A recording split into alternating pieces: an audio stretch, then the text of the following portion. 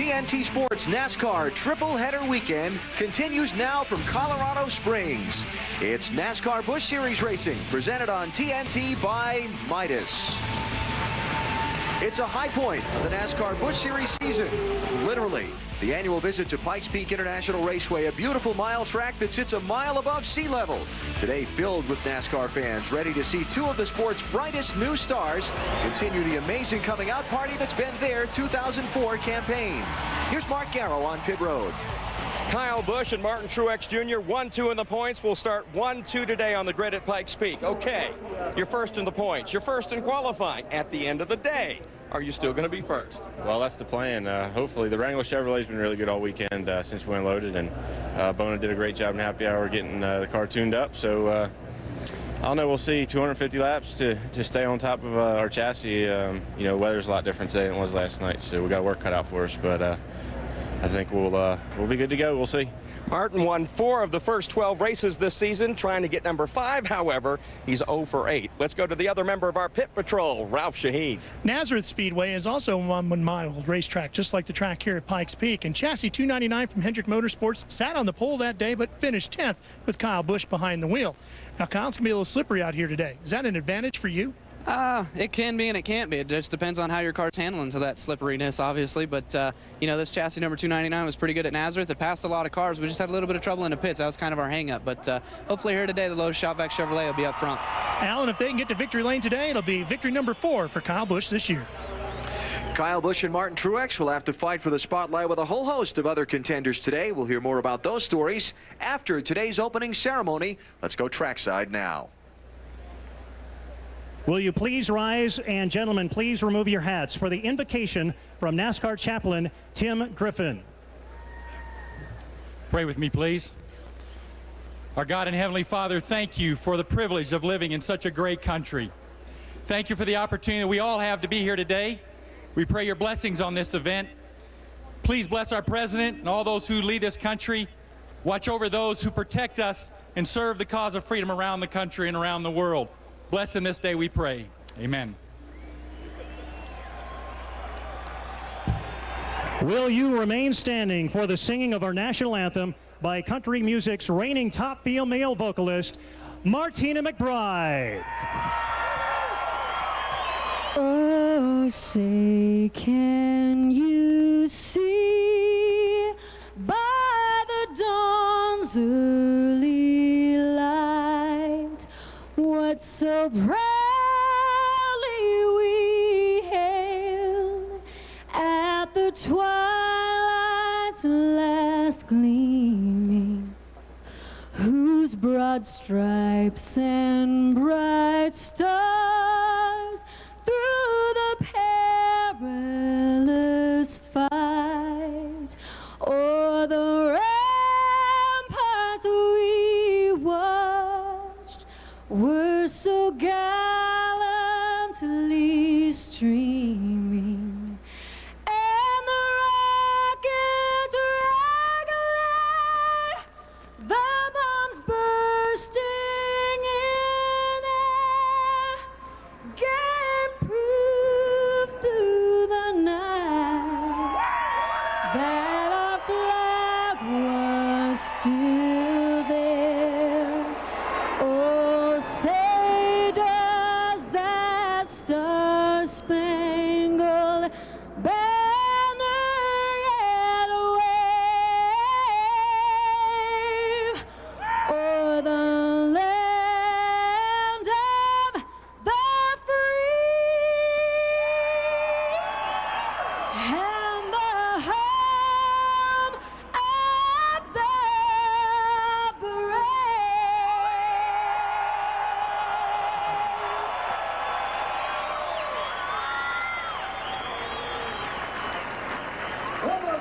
And welcome to the highest paved oval track in the United States of America, literally 5,365 feet above sea level. Alan Bestwick with former champion crew chief Barry Dodson, also the general manager of Rusty Wallace's Busch Series team. You're not racing this weekend. Thanks for filling in for us. Glad to be here. Got an exciting race here today featuring two of NASCAR's brightest young stars, Kyle Busch and Martin Truex Jr. What these kids have done this year has been amazing. You followed the careers of Gordon, Harvick, Newman, Kansas. We've got two of the same right here. They're in stellar equipment from Hendrick, from DEI, and yet these kids have stepped to the plate and done their job. That's why we have a battle for the stamp championship. We want everybody across America to stay tuned and watch this championship unfold today.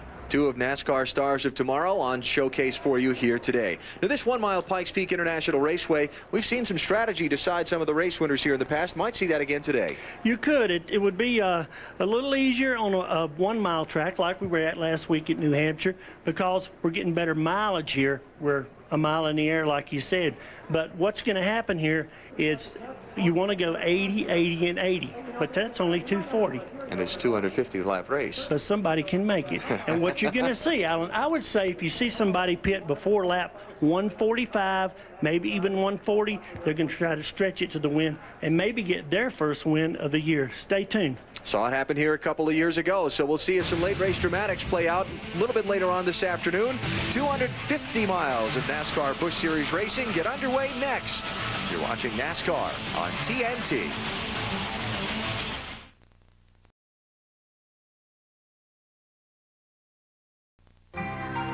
NASCAR's Busch Series moves out west to Pikes Peak and America's most visited mountain,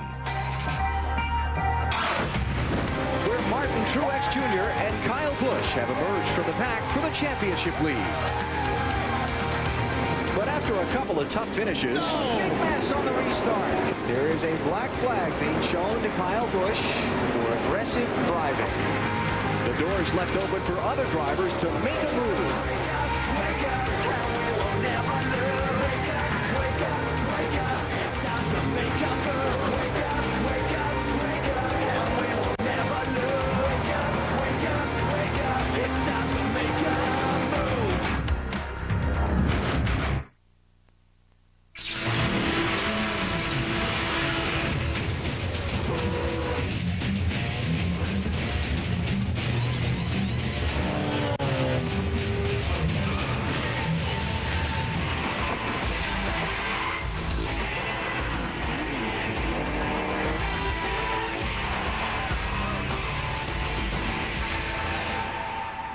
Race 21 of the NASCAR Busch Series 2004 championship campaign about to unfold at Pikes Peak International Raceway in Colorado Springs. You're seeing it live on TNT Sports. 43 drivers aboard their cars now and most of 42,000 seats.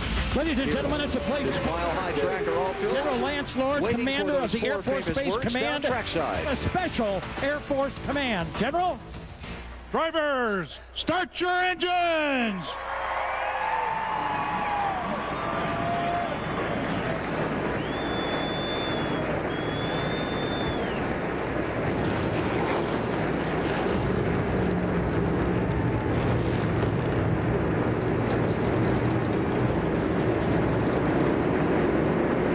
We know one of these 43 drivers is going to hold the winner's trophy 250 miles of racing from now. The fun of it is going to be finding out which one and how. Yes, it is. Stay tuned for Dandy. Green flag coming up next. You're watching NASCAR on TNT.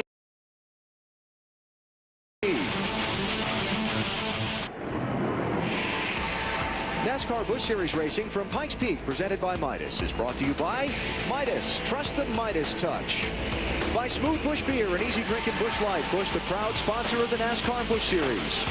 And by Nextel, coast-to-coast walkie-talkies in under a second. NASCAR and Nextel, partners in speed. Field of 43 rolling from the pit lane here at Pikes Peak International Raceway out onto this 1 mile track. Let's take a look at the starting lineup for today's event. Martin Truex Jr. and Kyle Busch, top two drivers in the series championship, sharing the front row. Truex with his 6th pole of the season. And Kyle Busch not with a top 10 finish in the last 4 straight races, needing a little turnaround today. Keep an eye on Bobby Hamilton Jr. back there in row number 3. Got a good car, as well as Jason Keller. David Green, former series champion in row 4. Tyler Walker is substituting for Casey Kane in the 38 car here this week. Walker, a 25-year-old from Los Angeles, been around a lot of USAC open wheel cars, World of Outlaws, that kind of thing. His NASCAR Busch Series debut today. Kenny Wallace, fastest in happy hour, along with Clint Boyer, has not raced since Kentucky. Mark Bliss, someone to keep an eye on today, driving for Joe Gibbs from back in row number 7. Mike Wallace has had one whale of a month of July. He'd like to cap it off today with perhaps his second win of these last 31 days. Paul Menard driving for Dale Earnhardt Incorporated, his second drive for that team. Keep an eye on him in car number 11, starting in row number 12. Greg Biffle is going to drop to the tail end of the field in his 60 car. Biffle was at Pocono with the Nextel Cup Series yesterday. He did not qualify his Busch Series car here. Mike McLaughlin did. He'll drop to the back and then look to work his way through the field. Tony Raines could have a good run here. Former series champion Steve Grissom back in row number 17. And the final spots on time in today's race in our Castrol GTX starting lineup. Went to Shane Hall and Bruce Bechtel, and then those that got in on provisionals, including former Daytona 500 winner Derek Cope, going to come from back in row number 20.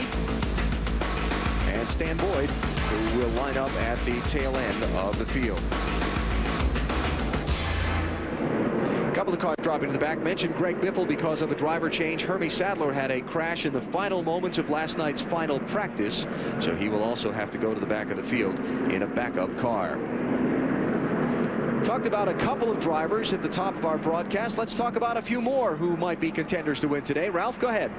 Well, we'll start with Johnny Sauter, who's rolling off 4th today. In 5 of the last 6 races, he's blown an engine. He told me just a little while ago, if I can keep my motor together today, I will crush the competition here. Now, Tyler Walker, who's rolling off 8th, has never raced here in a Busch Series car, but he has raced here at Pikes Peak in a USAC Silver Crown car, and he told me, I have no problem with the thought of slipping and sliding, because that's exactly how you drive a Silver Crown car. Mark Garrow? Well, Bobby Hamilton Jr. will start in the 5th position. He's got a Team Marine Ford good enough to win today, and he's certainly hungry. Earlier this year, he had a chance to win at Nazareth, lost it on the last lap, thought he already should have maybe 3 or 4 victories this year. Instead, coming into Pikes Peak, he is 0 for 20. Another guy I think is going to be a strong contender today is Kenny Wallace. After all, he is driving for the same Bill Davis racing team that won here a year ago with Scott Wimmer at the controls, and Kenny really wowed him in happy hour last night. He was the fastest, and he did it on tires that were 50 laps old. He should be very strong today as well. Alan? All right, we'll keep an eye on Kenny Wallace coming from the 9th starting spot today. Here are the numbers on the day. $1.2 million up for the 43 teams, 250 laps. That fuel mileage window, that could be the big number. 85 to 95, but don't really believe that. It'll be shorter for some and longer for others. You got it. And almost 42,000 on hand here at Pikes Peak International Raceway today, and the green flag is waving. We're underway.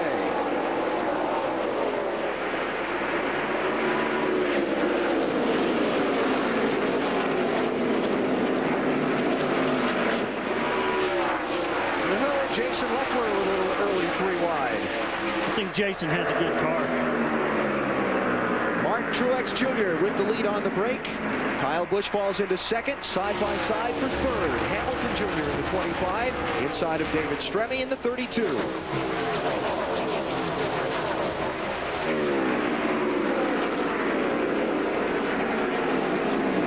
Hamilton Jr. wasting no time. I talked to Harold Holly, his crew chief, this morning. He felt like they had a very good car, as good as Kenny Wallace. And we heard just a minute ago about Hamilton Jr. being 0 for 20 so far this season. Surprising to most, surprising to me. He had a lot of them won, Allen. Engine trouble. Yep. So Hamilton Jr. goes to 3rd in that 25 car. Stremme back to 4th. And we check back on Greg Biffle, the Nextel Cup Series driver, just off an airplane in from Pocono. Trying to make his way from the back. He'll waste no time. He's wasted any time there. Biffle started in 41st position, and he's already picked his way up to 32nd in just the opening couple of laps. How about coming into a racetrack and climbing in a car you haven't turned a lap in all weekend and getting going? For the lead, Kyle Busch looking underneath Martin Truex. Not quite. Doesn't look like these guys are points racing, does it, Alan? No. Well, how do you gain maximum points? Leading. And winning. It has been a struggle this last month for Kyle Busch. He's not struggling right now to the inside of Truex. He needs to get those 5 points. He's like 94 points out. They all count. Kyle is finished out of the top 10 in 5 of the last 6 races for the NASCAR Busch Series. He's fallen 94 points behind Truex in the championship. He was the leader a little over a month ago in those point standings. DEI power coming back on the straightaway. Truex able to hold him off for now. These two drivers have been the show in the NASCAR Busch Series so far this season. Truex with 4 wins. Kyle Busch with 3. And they are going at it. It'll probably be hard for Martin to hold him off as long as he runs a high line.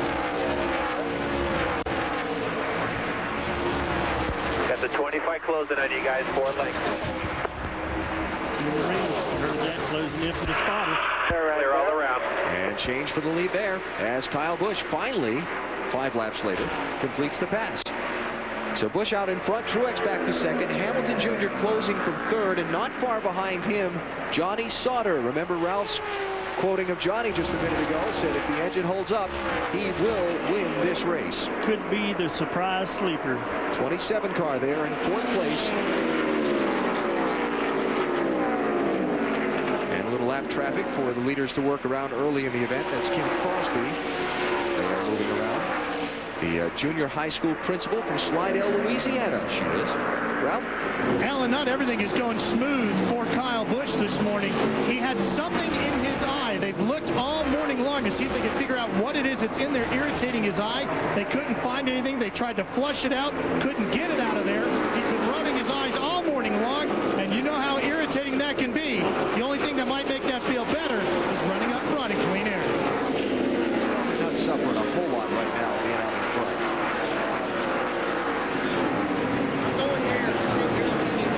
So 19-year-old Kyle Busch paces the event.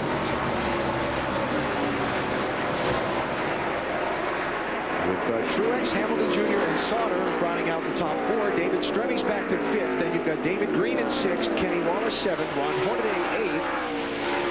9th would be Jason Keller, and Jason Leffler will round out the top 10. Of course, Bobby Hamilton Jr. in that 25 car announced earlier this week he will go Nextel Cup Series racing in 2005. Both he and crew chief Harold Holley will move from this team owned by the Renzi brothers, Ed and Sam, to the Cal Wells team. And Ricky Craven will vacate at the end of 2004. That move will definitely take a lot of punch out of that team. Out of the 25 team here? Exactly. Right now, Hamilton Jr. looking for second spot on Truex. Ken Schrader calls this Pikes Peak International Raceway just about a perfect racetrack. He loves to come here and race. He says it's smooth.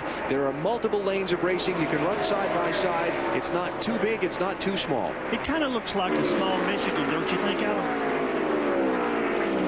Hamilton Jr. feeling some pressure from behind as he tries to get second spot away from Martin Truex. Now Johnny Sauter's closing in. Mark, how about the 25? Alan, this is his favorite car. They call it money because a lot of times it's money in the bank. Last year, 3 of his 4 victories came when he was behind the wheel of this car. They've wrecked it 3 or 4 times. They've decided to rebuild it. Every time they do, it gets faster. So again, it's his favorite car. He thinks it's good enough to win today. He needs to keep wrecking it, it sounds like. It's hard to keep winning when you're wrecking it, though. This is for second place. Hamilton Jr. in the 25, Truex in the 8, Sauter in the 27. You know, Bobby wants to win a race for Renzi Motorsports, knowing he's leaving. The announcement's been made, and he owes a lot to that team. And I think the team has gotten him to where he's gotten the opportunity to go Nextel Cup racing. That little patch of pavement the teams just put over inside turns 1 and 2. That was giving the teams a little bit of fits yesterday in qualifying, but it doesn't seem to be causing as many problems today. Not able to get it done yet. Hamilton Jr. still working on Truex. Tell you what, that outside lane is there. It is there. It's a little cooler than expected. Still got a different compound of rubber as we had a race prior to this one. It'll take a little while to get through that, but it's a softer compound, Alan, and I think that's part of where this grip is coming from. Oop, Hamilton Jr. got blocked in by a lap car. Johnny Sauter slipped by, and now he'll go to work on Truex for second. And so we'll take a break. 15 laps into 250. That'll be run today. It's the Goulds Pumps ITT Industries 250 from Pikes Peak. You're watching NASCAR on TNT.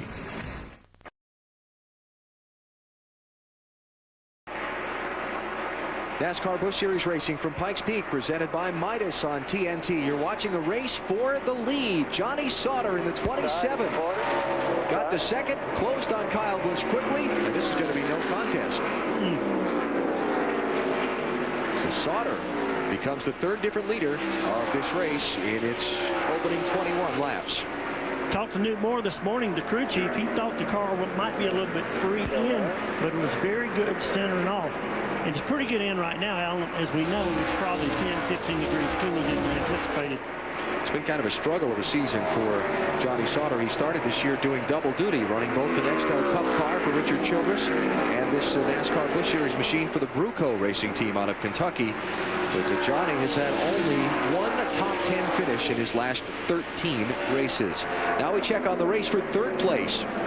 David Stremme, 32, and Martin Truex in the 8. Check that. That's going to be the race for fourth. And David Green in the 37 is going to join in. 8 car kind of falling back a little bit, Ralph. It really is, Alan. The car is just way too loose for Martin Truex right now, and the crew just waiting, hoping to get an opportunity to go to work on the car. They expected the thing not to be exactly perfect this morning. Talking to crew chief Bono, Kevin Mannion, he said this car might not be perfect, but we're just going to work with it and get it going for him as we get into the day.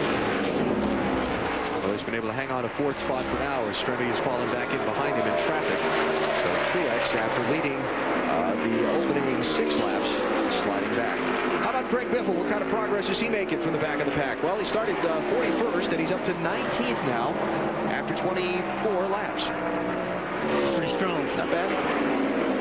I talked to his crew chief Brad Parrott this morning about Greg Biffle's weekend. Of course, Greg started yesterday at Pocono Raceway in Pennsylvania, where the Nextel Cup Series cars are. He qualified 19th for tomorrow's Pennsylvania 500. The final practice rained out earlier today at Pocono, so Biffle jumped on his jet, flew out here to Colorado Springs. He'll fly back after the race. A lovely little 3,470-mile round trip, plus 250 miles of driving. And he will sleep well tonight. Yes, he will. So there's Biffle up to the 19th spot for Roush Racing. Ralph? Well, Greg's car started off pretty loose today, but it's been getting better. And he says when he gets out into some clean air on the nose of the car, it gets really good. So the more he can stay out in front of everybody and keep other cars away from him, the better the 60 will perform. So that's the update on Greg Biffle. And Johnny Sauter has stretched his advantage over second place Kyle Busch now to 1.6 seconds. Mark Johnny's motoring away.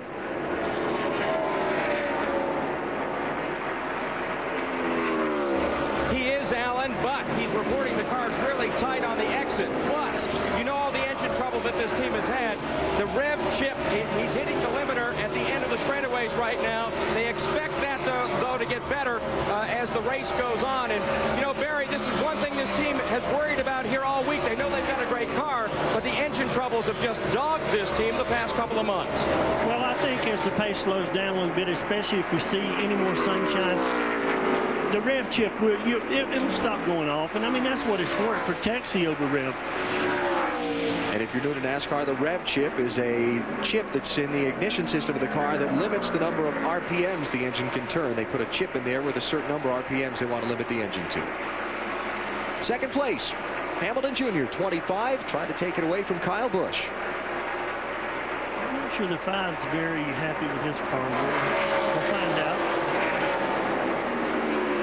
And you notice what Biffle said about when he's in clean air, how good he is. When we're at this altitude, Alan, you have to leave more open on the grill because the air is not as efficient as far as cooling the engines. And we haven't heard aero push for a long time with this new, less forgiving tire, but we've already heard it today. So you want to be out front, and that's one advantage right now Johnny Sauter has. Hamilton Jr. takes second spot away. He's now 3 1/4 seconds behind Johnny Sauter driving that 27 machine. Sauter is out in front early here at Pikes Peak International Raceway. You're watching NASCAR on TNT.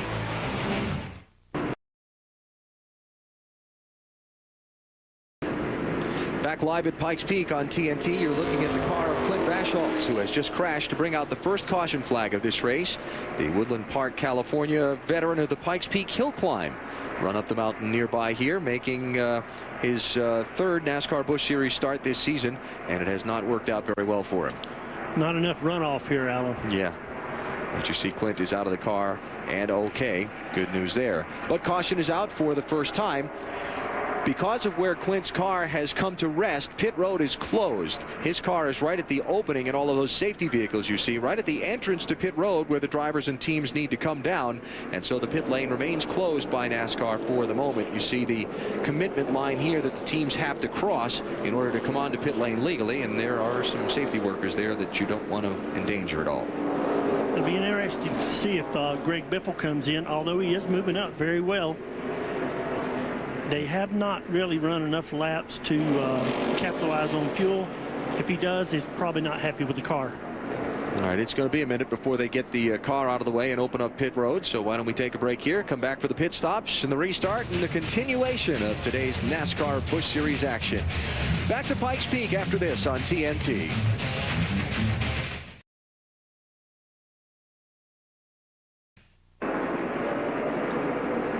Back at Pikes Peak just as pit road is open for the first time, and the leaders are coming in for their stops. These will be at lap 37. Mark. Johnny Sauter comes in just behind him, the man running second, Bobby Hamilton Jr. Jr.'s car, 4 tires. They'll take a little bit of a piece of tape off the front end, also make a track bar adjustment. Sauter's car, 4 tires and fuel. They'll make a slight adjustment with the air pressure. Otherwise, they will leave this car alone in their effort to loosen it up. Let's go to Ralph Shaheen. Kyle Busch is in as well with his machine. He has been very loose in the center of turns 2 and 4. They're going to change tires and put fuel in the car, but the only adjustment that's going to be made is with the track bar. That's the only thing they did. They didn't touch the air pressures on the car, and it looks like Kyle Busch is going to possibly get towards the line, but Sauter ends up beating him off the line. And Martin Truex might have gotten the both of them. Looks like Johnny Sauter is going to edge Truex to that scoring line at the end of pit road. That'll be Truex second, David Green third, Kyle Busch fourth, and David Stremme will come off of pit road fifth. So fresh tires for everybody under the first caution today here at Pikes Peak International Raceway. We'll come back for the restart.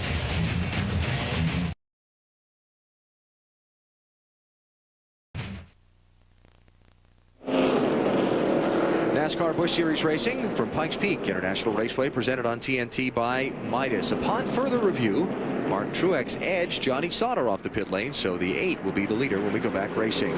Mark Garrow. I'm with Newt Moore right now. Newt, when that yellow flag came out, I looked at your face and there was pain all over it. How much did you agonize on whether to come down pit road or stay out? No, the way our year's been going, we're better to pit than not to pit, and it would have went green, and we would have had to pit under green, and that's how it's been going. So Kleenex Chevrolet, Johnny Sauter's doing awesome. Our guys did an awesome pit stop here. We've been working hard. No, I knew we had to pit. Everybody was going to pit. It's pretty easy, really. We're only 40 laps into this race. You only have 2 sets of tires left. Is that a major worry right now? No, we can go right at 100 laps, and we'll stop one more time here, and we'll be fine. How about it there, former crew chief? What do you think? It's, I mean, he has told us his strategy right there. To me, I was surprised that many lead lap cars took on tires to lap 137, or lap 37 now. They got to go to 137 and 237, and that leaves 43. So if cars need adjustments and the sun pops out, we'll see. I was really surprised that many took it. So we're about a half a lap away from the restart. How about we check out today's Stacker 2 race fact? Only one Pikes Peak NASCAR Busch Series race has been won from the pole. That was the first one. Matt Kenseth did it back in 1998. So today Martin Truex Jr. will try and break that little streak, as he was the driver who started on pole. Truex Jr. leads now off the pit stops, followed by Johnny Sauter, David Green, Kyle Busch, and David Stremme. The rest of the top 10 are Bobby Hamilton Jr., Jason Leffler, Stacy Compton up to 8th, Mike Bliss 9th, and Jason Keller runs in 10th position. Pace cars off. Here we go.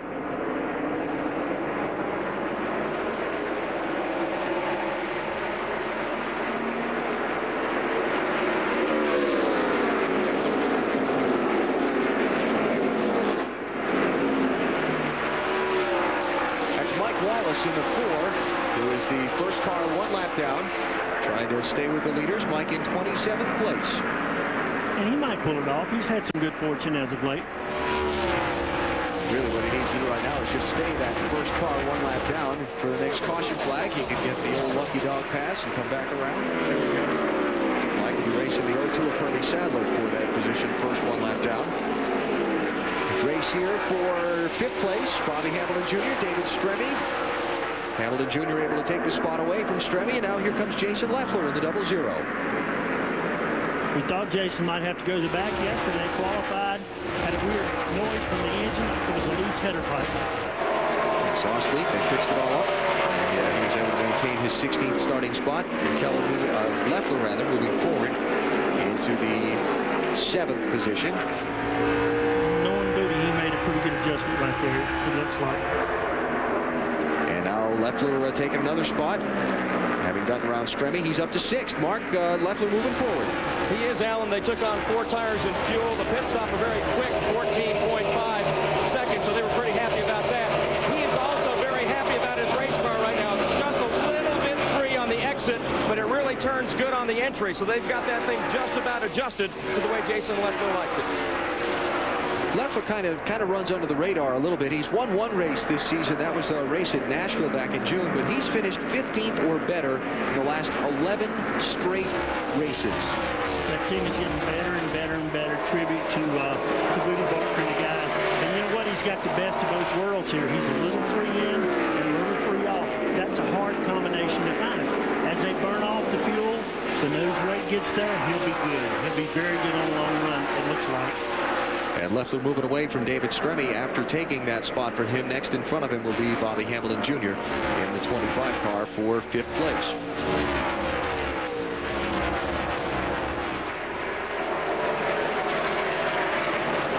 Jason Leffler 4th in the NASCAR Busch Series Championship standings, 384 points behind the top 2, Truex and Kyle Busch. And speaking of Truex, on the restart, he's managed to put a little bit of ground between himself and 2nd place Johnny Sauter. They cleared the lap traffic, and you see the gap there from 1st to 2nd.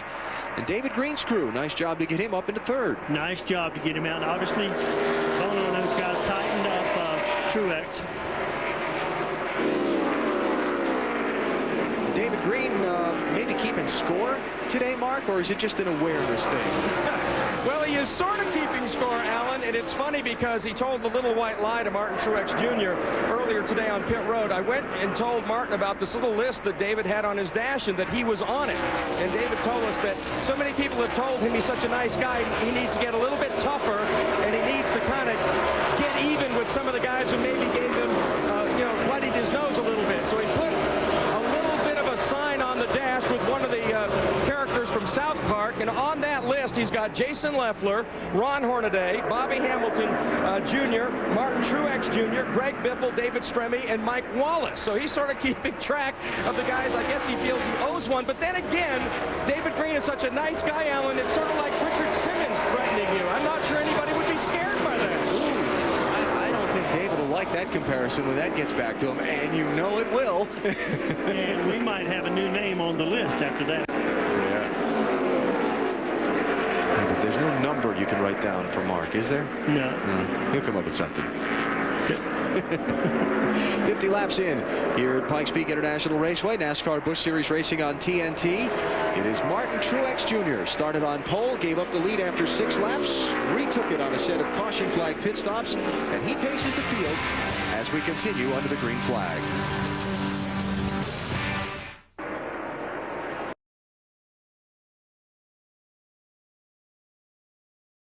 TNT Sports with live NASCAR for you from Colorado Springs. It's Pikes Peak International Raceway, Pikes Peak that would be. And you're watching the race for the lead. Martin Truex Jr. in the 8th and Johnny Sauter in the 27th. So Truex would be looking for his 5th win of the season in 21 races. Johnny Sauter, in the meantime, would be looking for his 1st win of the year. 2004 has been somewhat of a struggle for the Necedah, Wisconsin driver. Only 4 top 10 finishes this entire season for that 27 team. You know what? I don't think that Truex is going to be the leader here very long. Favoring that 27 in this little exchange, huh? A little bit better through the corner. He has been strong. See the move here. Johnny Sauter, having moved up from 4th starting spot to take the lead back at lap 22, took it then from Kyle Busch, led until the pit stops at lap 37, and gave up the top spot there to Martin Truex.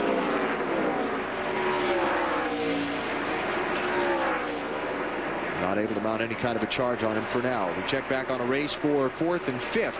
Jason Leffler in the 00 trying to take a spot away from Kyle Busch in the 5. And does. Nice steady drive toward the front for Leffler today. Getting better and better. He started 16th. He's up to 4th. And back up front, Johnny Sauter teasing. He's teasing us. He keeps poking that fender in and around Truex's car, but he's not quite able to get alongside. Yeah, coming up on the moving pick here. We'll see what happens. I think he might have nudged him right there.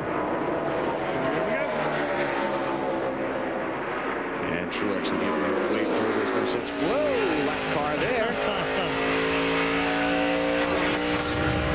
Working their way around the Tina Gordon car, and now the lead back in the hands of Johnny Sauter for a 2nd time today. That chassis is really working. You can see Martin has more engine down the straightaway. That's how good Newton has his car hooked up today. And so the top 2 exchange the position. Johnny Sauter talking earlier today about reliability being a problem for this team. They've had some engine problems. They've got a couple of different engine manufacturers they were switching back and forth with over the last couple of weeks to see what they wanted to do. And they have settled on a motor from Carl Wagner out of Wisconsin under the hood of this car today. And that's a good choice. Been watching the progress of Stacy Compton up through the field in the 59 car. There he is. He's running back in 8th place. The Virginia native started this race in 15th spot. Another guy who's had really kind of a struggling season. He's only got 3 top 10s this whole year. I talked to Stacy this morning, and I said, Stacy, you know, you've had a pretty rough year with the exception of a 3rd at Fontana by virtue of gas mileage, an 8th place finish last week. And he said, Barry, believe it or not, this is the best car I've had all year. I said, what is it? He said, it's a brand new standard Hopkins chassis, and we're going to be good today. He's backing it up right now. Moved up into the top 10. Let's go back and check on 5th place. Bobby Hamilton Jr. shuffling Kyle Busch a little farther back. Busch in that 5 car, 2nd place driver in the championship. Kind of fighting the handling a little bit in the first half of this race. Yes, and the ones that needed adjustments, I think they made some good ones. I think one of them made a good one. 27 got away from it, but 27 is mighty strong. Definitely the 00 got better. David Stremme in the 32 by Kyle Busch as well. The 5 car of Kyle shuffled back to 7th place now after starting on the outside of the front row. David Stremme very strong. Another victim of a lot of bad runs this year. Just pure bad luck. Stremme, 27-year-old from South Bend, Indiana, was the Rookie of the Year last year. His last 3 finishes this season: 28th at Daytona, 34th at Chicago, 28th at New Hampshire. He had contact with other cars that basically caused all of those problems. How about Greg Biffle's progress up through the field in the 60? 12th place right now, working on Ron Hornaday in the 2 for 11th. Like Pac-Man. Just keeps eating them up. He does. But he can't make that funny sound effect that's so cool, can he? You're not going to try it, are you? No, I can't. No, okay. I'm not going to go there. Okay. Hornaday, 3rd place driver in the NASCAR Busch Series Championship. He's 338 points behind the leader, Martin Truex Jr. Hornaday with a great run in New Hampshire last Saturday. If you were with us on TNT, led the most laps in that race. Now these 2 guys have an issue going from Dover back to Dover. Here they are racing side by side. And Jason Keller right behind them in the 22 car. Keller's fallen back a bit from his 6th starting spot. Okay, maybe I wasn't clear yet. This could open the door for Jason too. Or this could get ugly in just a second. Biffle kind of slipping and sliding there. Here's Tim Fito on the 12 joining in. And what a good 2 weeks for him so far. And for the 2nd in New Hampshire last weekend. So Biffle taking the high road. And Hornaday lets him slide by. Now Fito around the outside as well. So put Biffle to 11th, Fito to 12th. And Hornaday back to 13th, and we take another look at what happened just a second ago between Biffle and Hornaday. I was thinking about Dover. I remember Dover. You're having flashbacks. All right, so they got it all sorted out, and Biffle moves up a spot, taking Fedor with him. Up front, it's Johnny Sauter moving away from Martin Truex by nearly 2 seconds after taking the lead away from him once again. You're watching NASCAR on TNT.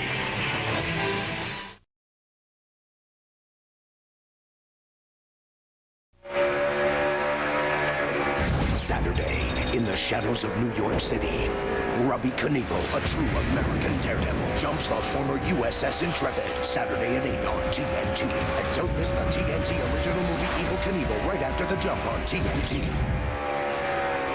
Now, here's the thing.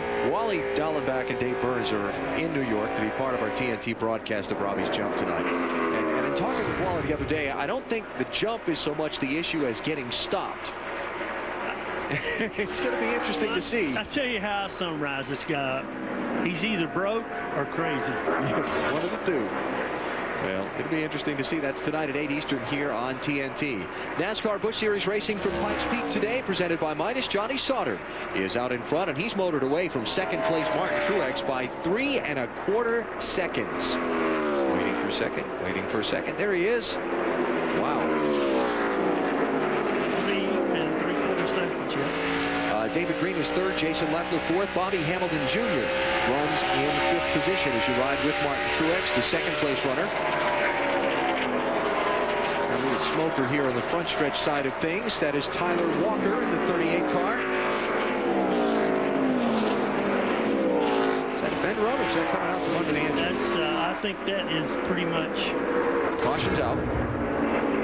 You think it's pretty much what? Catastrophic. Okay. Second yellow flag of the race comes out at lap 78 and brings Johnny Sauter back to the rest of the field. Tyler Walker subbing for Casey Kane in this 38 car. Mark, what's up with it? Alan, he's had a big problem all day from the green flag. No radio communications whatsoever with the crew. He hasn't been. He can talk to them. They cannot talk to him. However, because he doesn't know when they're asking him how the car is and the communication you normally get, he hasn't said a word back to them, so they haven't had a clue on what to do with this race car as far as adjustments and whatnot. And even now, there again is absolutely no communication whatsoever with Tyler Walker, and that's been a big problem all day. As you know, Alan and Barry, a veteran driver would either try to make a communication to see if they could hear him, and or go to the hand signals, hand to the door, hand to the roof to tell them what the car was doing. Tyler, being a rookie, he hasn't been doing that, so the team has been in the dark just about all day. I think Tyler wants to just get out of that car right now, Mark. He dropped the window net while he was still on track. Yeah, it's pretty much terminal. Yeah. Now, they've run 40 laps since we pitted. That's what happens. Are you coming in? Looks like Sauter might be. If he does, you'll have some more takers, and here they come. All right, first, second, third, fourth, fifth, all coming in. We're going to see if any of the front runners stay out. So far, no takers to stay out. Mark, go ahead. Johnny Sauter brings his car to a stop dead right in the middle of the box. He hits his mark perfectly. And again, they're going to be swapping out tires. They're filling up the car with fuel. And we heard Newt Moore say he was going to play it fairly conservative. And that's what they're doing again, pitting for 4 tires and fuel. Let's go to Ralph Shaheen. Well, Martin Truex is in. He's going to take 4 tires, gas, and a small adjustment on the track bar. That's what the call has been. They were hesitating and waiting till the last second to make that call. It's been a little bit of a sloppy pit stop, not as smooth as normal, and he's away.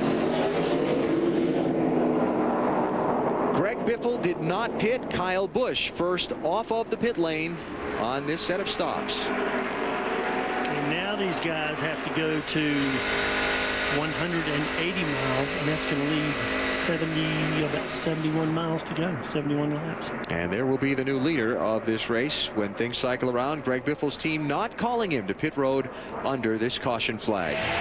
Second yellow is out today here at Pikes Peak International Raceway. You're watching NASCAR on TNT.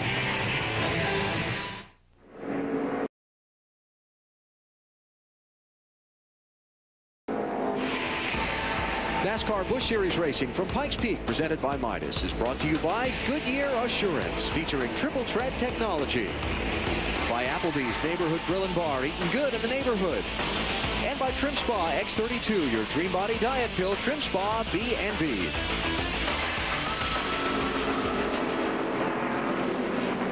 Remember I said Greg Biffle didn't pit and was the new leader? I missed one. Stacy Compton didn't pit either. I missed him too. And he is the new leader here at Pikes Peak. Compton and Biffle staying out. Kyle Busch got off of pit road first. As we check out our Aaron's pit summary, here are the guys who were in the top 3 spots before the pit stops and where they came off the pit lane afterwards. So Johnny Sauter with the struggles there, not only losing spots to the 2 guys who didn't pit, but a few others to some strategy and other quicker pit stops. I don't think Sauter's worried too much with the car he's got. See, quite a bit of oil dry has been placed around the racetrack from Tyler Walker's problem that has his car still sitting on pit road, and that car sitting bottom of the screen there is Jimmy Kitchens. He's just being put back into where he belongs as far as the scoring situation is concerned, I believe, so he'll pick up the pace at the end of the pack. And Kyle Busch came off pit road first. Ralph, I'm curious, did he get any tires? How many did he get? Yeah, Alan, he did not take tires. He came in, he was not saying much, but it looked like it was getting pretty tight to Lance McGrew. So they came in, they took fuel, they took 2 rounds out on the wedge and went 2 rounds up on the track bar, but no tires on the number 5. Mark? Well, right now I'm in the pits with Crew Chief Paul Andrews. Paul, could you, as he's decided to strike up a conversation with his team. Paul, what happened to your race car? Broken oil line. Did it hurt the engine, Paul? We'll know when we go back out there. Come on, man. That's pretty common sense. I don't know. All right.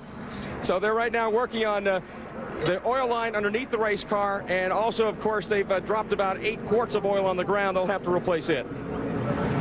And 8 quarts of oil around the racetrack is going to take a few minutes to clean up. So we will take a break here and come back with more live NASCAR Busch Series Racing from Pikes Peak in just a minute. Stacy Compton is your leader. You're watching NASCAR on TNT.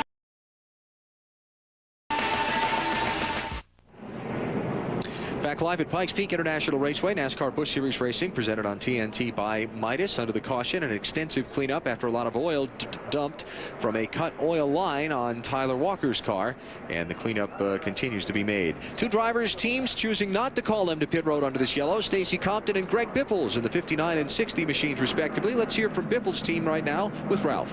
Well, Brad Parrott would be the crew chief for Greg Biffle. They're currently running in second. You decided to stay out this time, Brad. How come?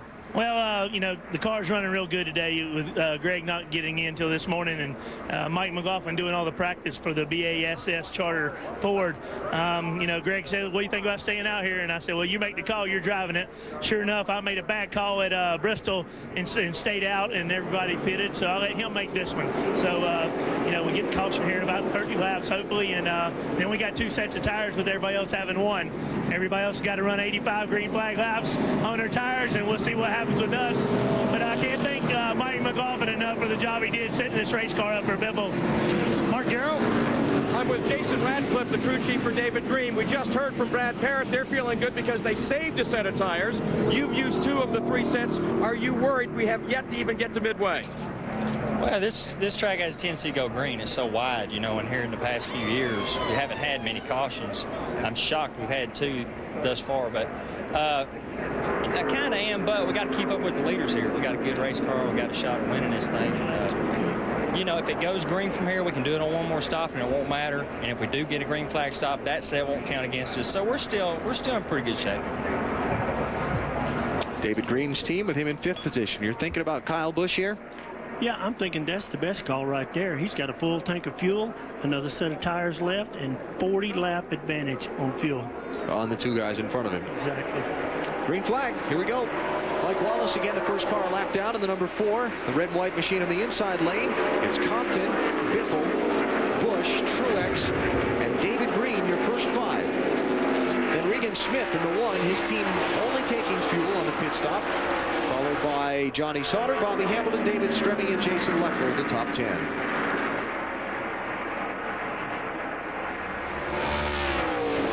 Mike Wallace trying to get that lap back from the race leader. Stacy Compton with a couple of top 10 finishes here at Pikes Peak International Raceway. Finished 10th in 2002, 6th in 2003. Look at this up through the middle. Truex. Oh. Nice little 3-wide split there. It was, and Johnny Sauter's in a hurry, folks. So that puts Truex up to 3rd. And this is where we may see the decision to not take tires hurt that 5 car for Kyle Busch for the next little bit of the race. These guys that he's trying to hold off all have fresher tires than he does. Yeah, the softer compound is going to be quicker for a few laps. And it also is good on long runs, as we have not had that luxury to see, but we did see it last week at Loudon. And the 5 will go back. He will go back, and he's got to bank on what he's got for fuel. But now the cars passing him have the same fuel load. A little more 3-wide here. Kenny Wallace down low. Jason Leffler in the middle. And Kyle Busch up high. Back for about 8th, 9th, and 10th positions. And up front for the lead, here comes Martin Truex in the 8.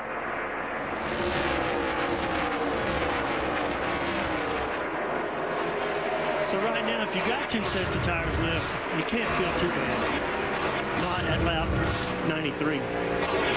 Truex by Stacy Compton takes the lead for the 3rd time in this race. And let's go back and watch that little brave move he did, splitting them 3-wide in turn 1.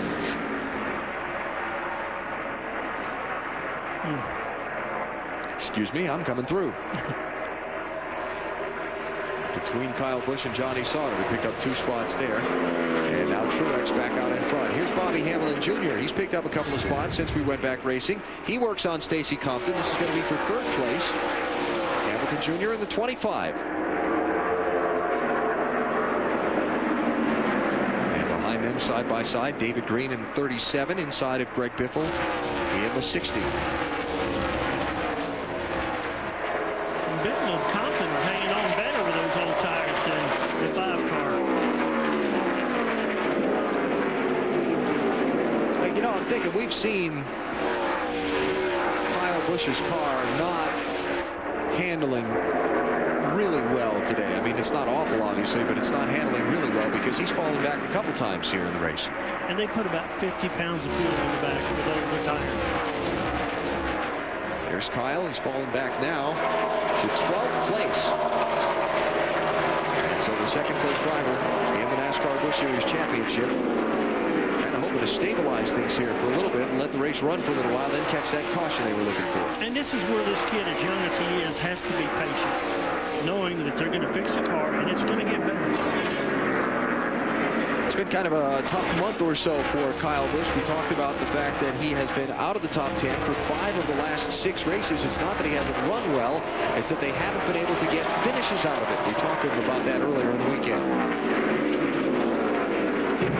Yeah, we've been running really well. We've been running really fast, obviously. We've just had some bad issues kind of come about in our way. But, you know, the Lowe's team's doing an awesome job, and Lance and everybody working hard, like you said. But, you know, I think one thing that we just need to kind of get over here is trying to finish the races up front. We can run up front. We just need to finish them there.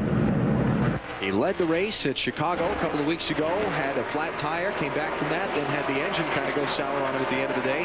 Had the 2 incidents in New Hampshire, ended up getting penalized at the end of the race last weekend, wound up finishing 25th.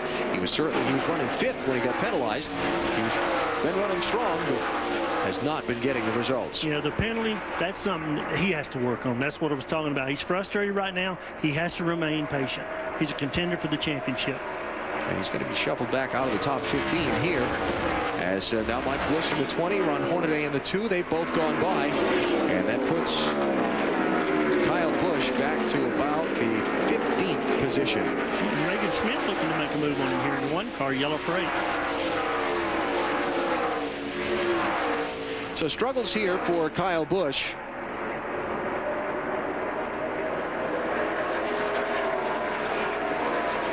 Rumblings that Bobby Hamilton Sr. may drive that Yellow Freight car next week at RP. Oh, yeah? Inside, he's up. Quarter. That's a big break for Regan Smith, this drive here this weekend. The 20-year-old from Cato, New York, former go-kart champion. in his 29th NASCAR Busch Series start. By far, this is the best equipment he's ever been in. Nice opportunity to showcase this kid's talent. He's pretty good. And you might keep an ear out for over the next couple of coming years in NASCAR Busch Series racing. Made the move there. So he also took no tires on that last pit stop. So that kind of gives you a little perspective on just where Kyle Busch is at right now with the handling of his car. So Kyle back now to 15th place. Here's a little hornet's nest here. The two guys who didn't get tires in the top two spots on that last pit stop didn't stop at all to get fuel either. Compton in the 59, Biffle in the 60, and they're about to get shuffled back. That's Jason Keller in the 22. You're on board with Kenny Wallace in the 23. Keller with a square corner there. Kenny's waiting to see which hole opens up, and he's going to try to go with Jason. We saw that move, but he's going to get a little run there. We kind of thought that Keller would have a little bit better race than this. I know we got a long way to go here still, Barry, but Keller started in 6th place. He backslid to the backside of the top 10, even out of it for a little while. Now he's climbed his way back up to 9th place, and he's trying to move a couple of spots farther forward. Exactly, and this is his type of racetrack. He's great at Nazareth. It's pretty much flat.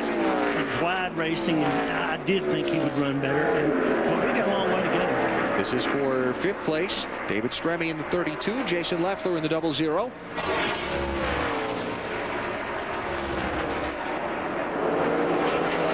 And he's got the nose in there. Dodge versus Chevy right here. Well, a little slide job. Yep. Excuse me, coming through. So Jason Leffler up to 5th. 5 1/3 seconds behind the race for the lead. And David Stremme falling back to 6th place. Up front, challenge for the top spot. Here's Johnny Sauter again, looking to take the lead from Martin Truex. Would this be the 3rd time today? It will be. And what we saw a while ago was a battle of horsepower on the straightaway and who had a better car in the corner. Now let's see what happens down the backstretch. The 8 car has prevailed in the straightaway. 15 lengths to the 25. Okay. Now watch the 27 move here in the corner. Obviously he's got the low line. It's going to take him a while. Probably Still about a lap. Never got to make this thing live for a while. Still 15.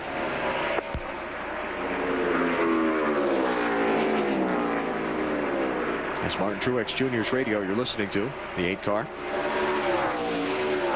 That's one of the things you got to love about this racetrack. 2 grooves as fast as the other.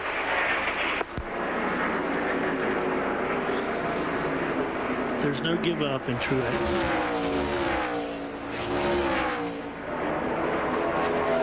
Got him by a fender on that lap. Johnny got a little loose there getting in. Johnny Sauter down low. Martin Truex Jr. up high. Still there. We'll clear him. Still there. Quarter. Still quarter. 25, 10 lengths back. And as long as they continue to race side by side, closing quickly from behind is Bobby Hamilton Jr. to try and make this a 3-way race for the top spot. The Marines are moving there. Just nose. Just nose. Still there. Little Bobby's liking this, don't you think, Alan? I'm liking it. Yeah, I'm liking it too. Side by side for the lead. What's this now? 6 laps? Mm-hmm. Good stuff. Still there. That's a 25, 5 lengths now. Sauter had a little slide off the corner, but Truex kept his foot in it.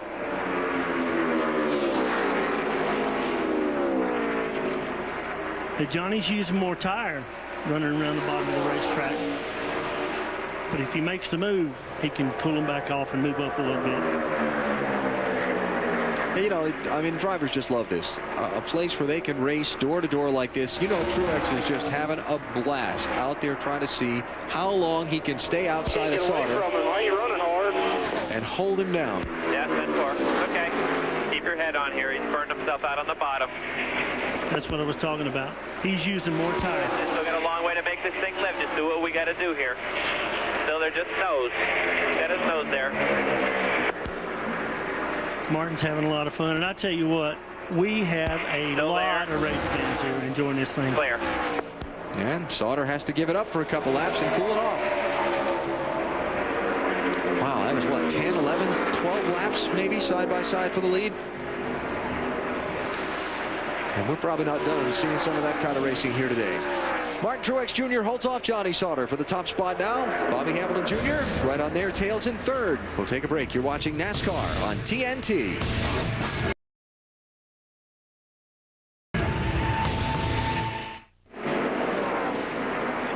NASCAR Busch Series racing from Pikes Peak, presented by Midas on TNT. The race for the lead settling down just a little bit after Johnny Sauter got inside of Martin Truex, and they ran side by side for a good number of laps for the top spot. Truex able to hold him off, and Sauter having to settle in line behind him in second. You can see they put some distance on third place, Bobby Hamilton Jr. Let's take you through the field, get you an update on how all the front runners are performing so far this afternoon. Well, Mark, we'll start at the front of the pack here with car number 8, Martin Truex, who's leading the event still right now. He's a little tight off the corners, and they're hoping, says crew chief Kevin Mannion, that they guessed right on their pit strategy. Mark Garrow? Well, Johnny Sauter running in the second spot before the last pit stop. He said the car was perfect.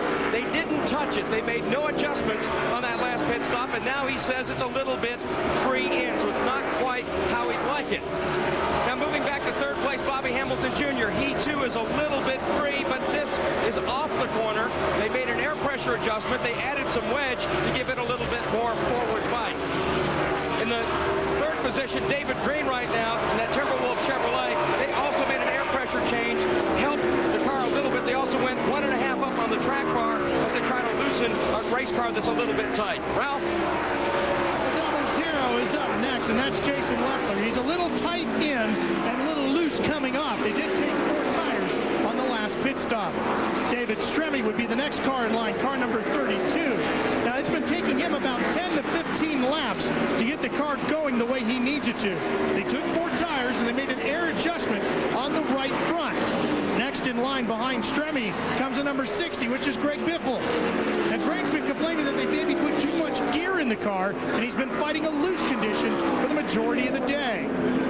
And the next car in line behind that would be car number 12, which has been loose, and they've been taking some tires and fuel with that car, and they've been pushing a little bit. They think they might have over-adjusted on that car, Mark. That's Tim Fedor.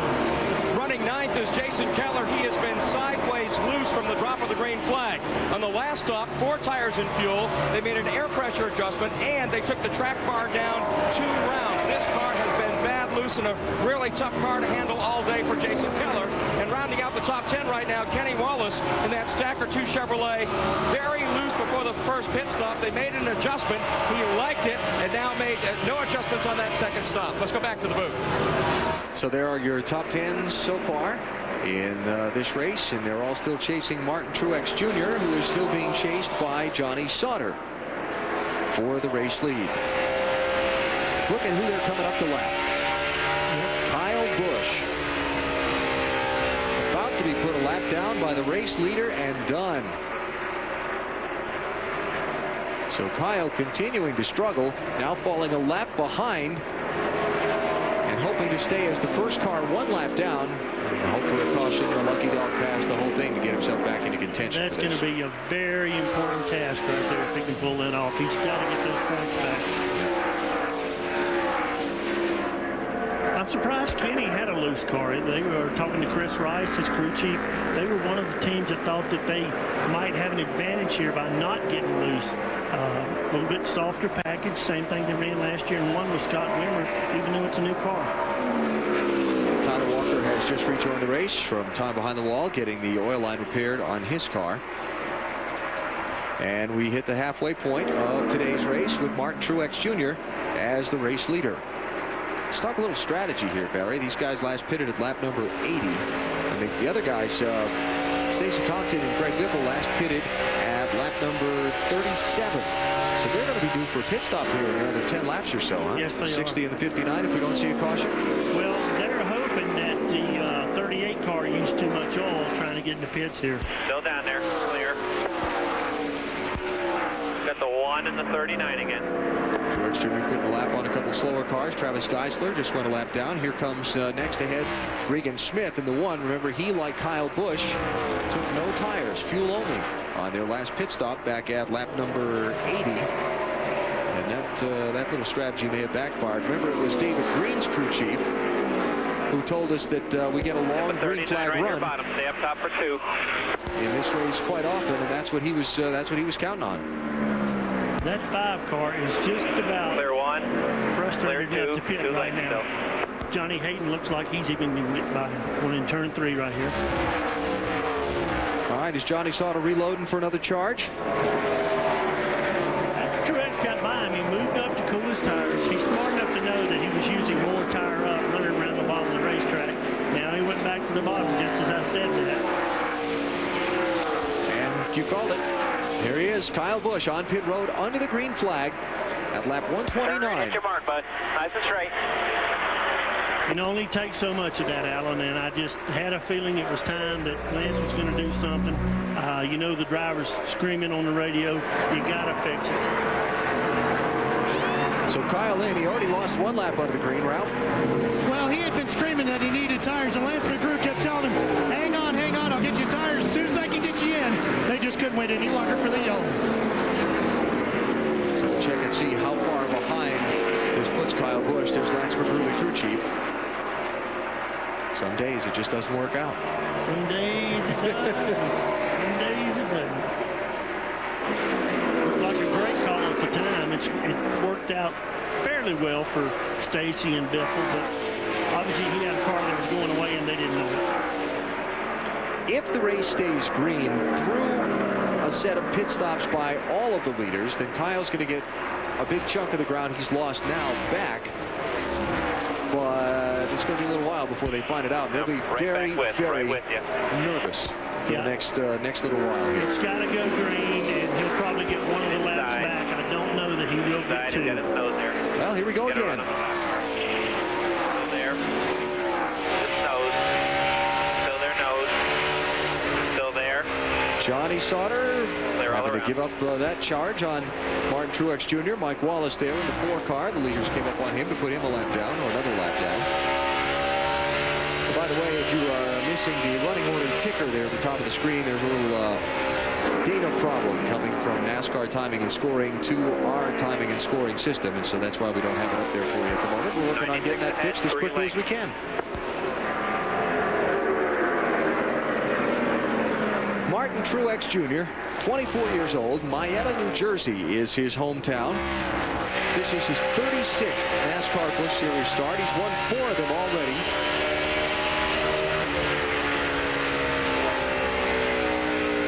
And of course, he had a big weekend last weekend up at New Hampshire International Speedway when he was called upon by the co-owner of this Chance 2 Motorsports team that he drives for the Busch Series, Dale Earnhardt Jr., to fill in for him in the Nextel Cup Series car, that famous Budweiser number 8. Truex getting in under a caution at lap number 60. He was involved in some contact with another car and wound up finishing 31st, farther back than he would like to have finished. But all in all, he was pretty pleased as to how his first Nextel Cup effort turned out. I tell you what, it was pretty awesome to see him make the driver change that quick.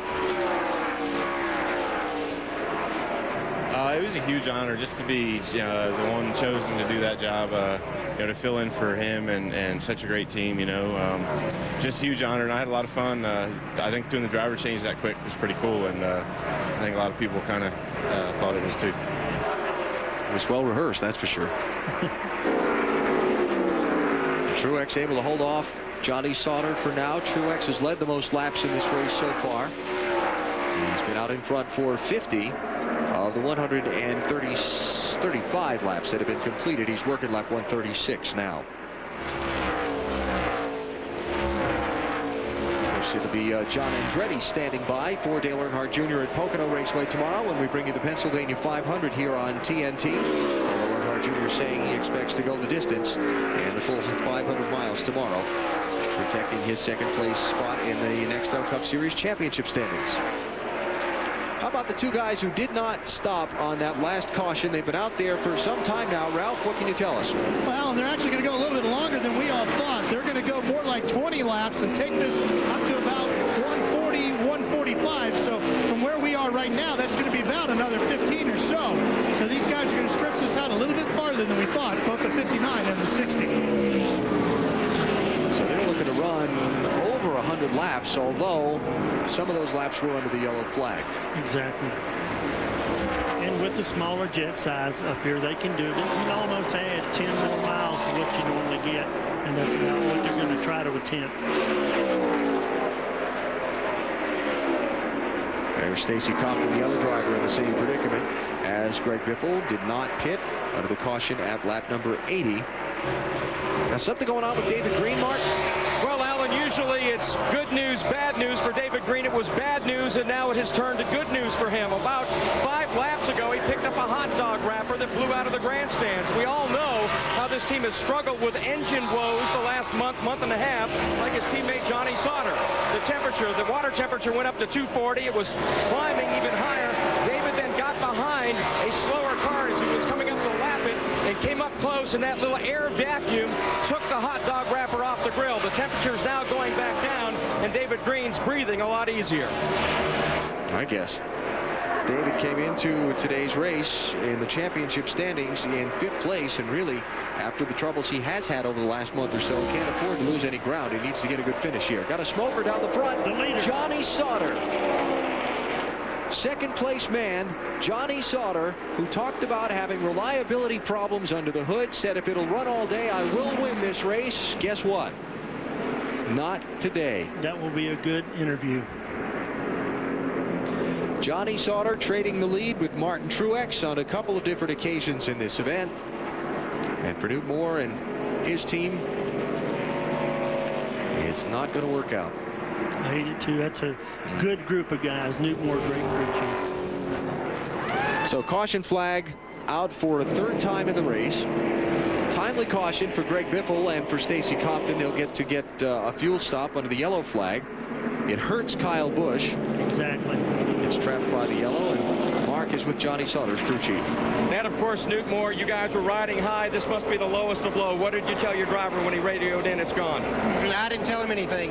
It's worse for him. He's the one out there putting his life on the line and doing what he loves to do, and we do this every week. We about to have the fastest car 3 or 4 weeks in a row. Come from the rear because we blow motors every week, so we got to look at what we're doing. There's 2 different motors, and we blowed up 2 different weeks in a row. Good job. Kleenex Chevrolet, and Johnny Sauter's a heck of a driver. He don't deserve this, and he don't get a lot of credit, and good driver. Got a good crew. We'll bounce back at IRP. We can't wait. We tested there. We'll get them. Newt Moore, crew chief for Johnny Sauter, as Johnny begins the hasty exit from his expired machine. Pit road is closed, so Johnny Sauter, with his 2nd engine failure in the last 5 races, out of an event early for a 5th time this season. We'll have pit stops when we come back to Pikes Peak here on TNT.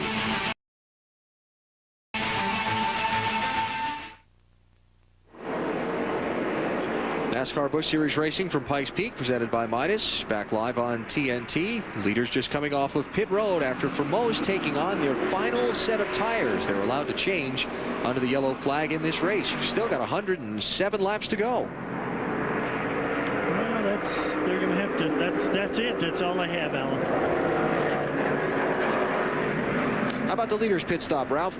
Well, Alan, that was the best stop they've had all day today. They really clicked off a good one, and they took 4 tires and fuel, but they only made a slight air pressure adjustment on the car. He was just trying to free the car up just a little bit, still a little bit tight. Mark? Bobby Hamilton Jr. now riding in the number 2 spot, Ralph. Pretty good pit stop for them, 15.5 seconds. They put on 4 tires, took on fuel, made no adjustments whatsoever. Bobby right now very happy with the race car. In the 3rd spot, David Green coming off pit road in that Timberwolf car after 4 tires and fuel. Also went 1 down on the left rear, added some wedge because the car's a little bit loose in neutral everywhere else. So basically, David Green also pretty happy with his machine as well. And waiting for NASCAR to sort out who got off pit road first, the 00 or the 37. Drivers doing as they're supposed to. They ride side by side there to figure it out. And the call I'm getting is it's going to be Jason Leffler ahead of David Green. So there you go.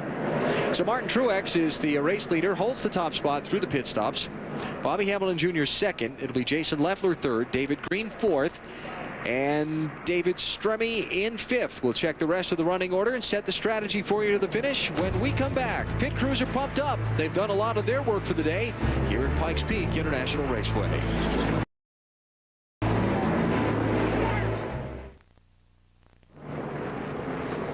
Back at Pikes Peak International Raceway, about a lap away from the restart. Caution out for the 3rd time after Johnny Sauter lost an engine running 2nd. Mark?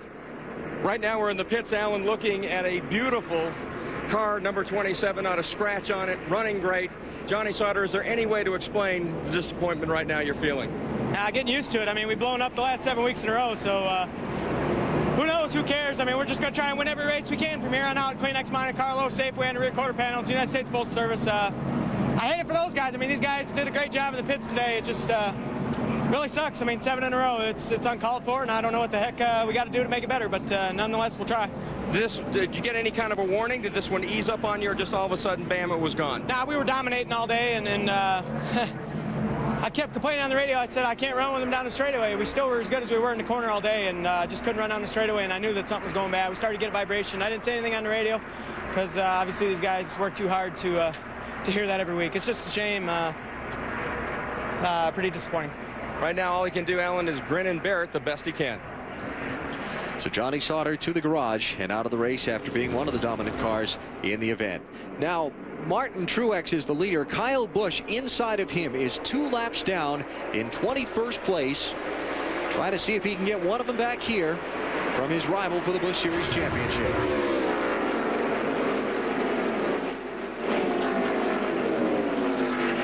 Bobby Hamlin Jr. second, Jason Leffler third, David Green fourth, David Stremme fifth, followed by Jason Keller, Mike Bliss, Tim Fedewa, Kenny Wallace, and Ron Hornaday. 16 cars on the lead lap.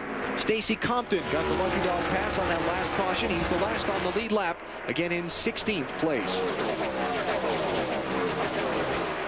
And the cars, Alan, that do have a set of tires left, they would like to put them on, but they don't want it to go too far. Like 20, 30 laps, if we see something like that, I think you'll see those 3 cars come in, put 4 tires on, try to work their way back to the front.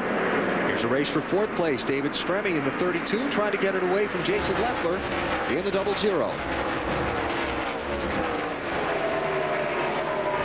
Stremme started 3rd today. Leffler started 16th. 00 having a good run, Ralph. Really is, Alan, but he's got a bit of a vibration that he's feeling up through the steering wheel, and they can't figure out what it was. They didn't see anything on the last set of tires. They've put 4 fresh ones on there, and they've gone down a little bit, 1 pound on the air, but it's that vibration they're concerned about. Yeah, the old saying in racing, vibrations don't fix themselves. They do not go away. It's a good battle against Stremme. Jason Keller just behind them in the 22 is on the lead lap in this fight for position. Keller showing 6th at the moment. The other car in the picture there, Robert Presley, in the 47 is the first car 1 lap down.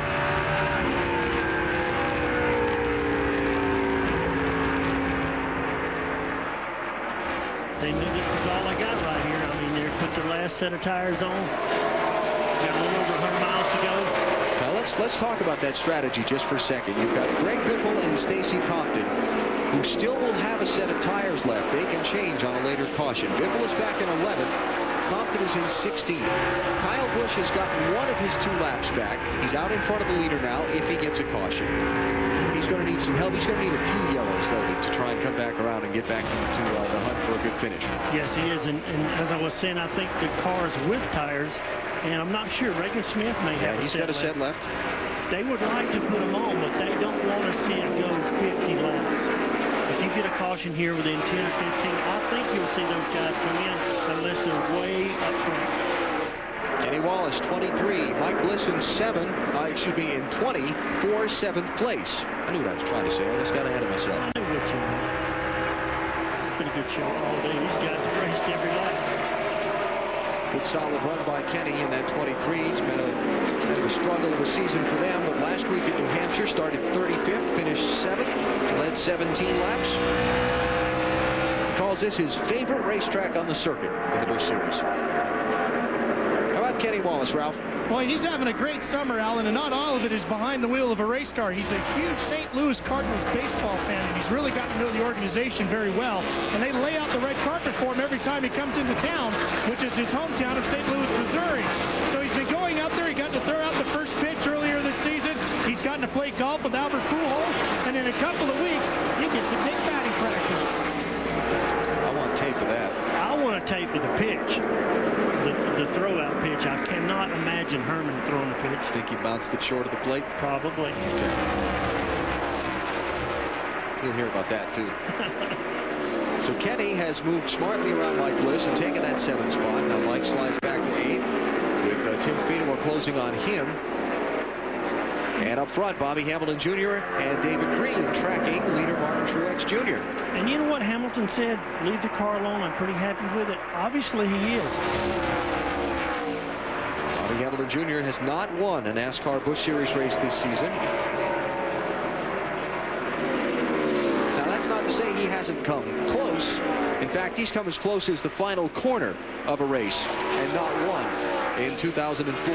Driver many figured to contend for the championship this year. And right now he finds himself sitting back in 8th place in the point standings after a couple of mechanical failures that have also left him disappointed at the end of some races. And I tell you what, he's got a much bigger task coming up next year. Show you what we're talking about with Bobby Hamilton Jr. This is back in late May, Nazareth, Pennsylvania. Final corner, final lap. Gets tangled up with some lap traffic, cooked it in there a little hard, tried to hold off Martin Truex, and the 8 car gets around him off the final corner to steal the win away.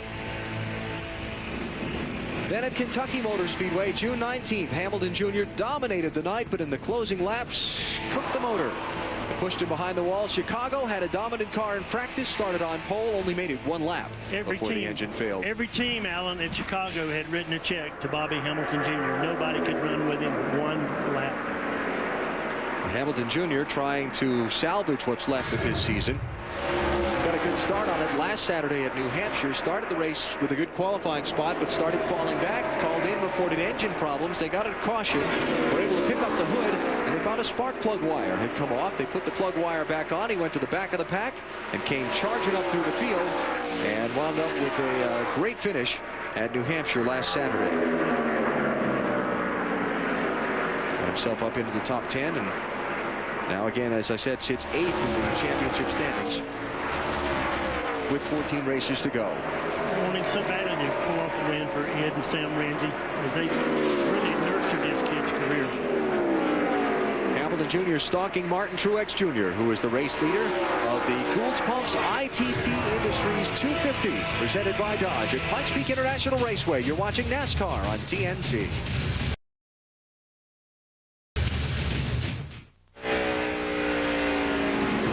TNT's NASCAR tripleheader weekend continues tomorrow with Nextel Cup Series racing from Pocono. It's the Pennsylvania 500. Coverage beginning with Discover Card Countdown to Green at 1 p.m. Eastern Time tomorrow here on TNT. Martin Truex Jr. leading this afternoon. The NASCAR Busch Series here at Pikes Peak International Raceway just had an interesting moment, getting around Kyle Busch to put him a 2nd lap down. And now the race for 2nd. Working through some of the lap traffic as David Green in 37 works on Hamilton Jr. in 25. David Green, former series champion of the NASCAR Busch Series, also winless on this 2004 campaign. A trio of 3rd place finishes, his best. Got a good car. They've been solid all day, haven't they? Yes, they have. David in his 4th Busch Series race here at Pikes Peak. Best finished 2nd in 2000. First one of 3 racing Green brothers. His brother Jeff driving the famous Petty 43 tomorrow at Pocono. And his brother Mark in this race here today at Pikes Peak.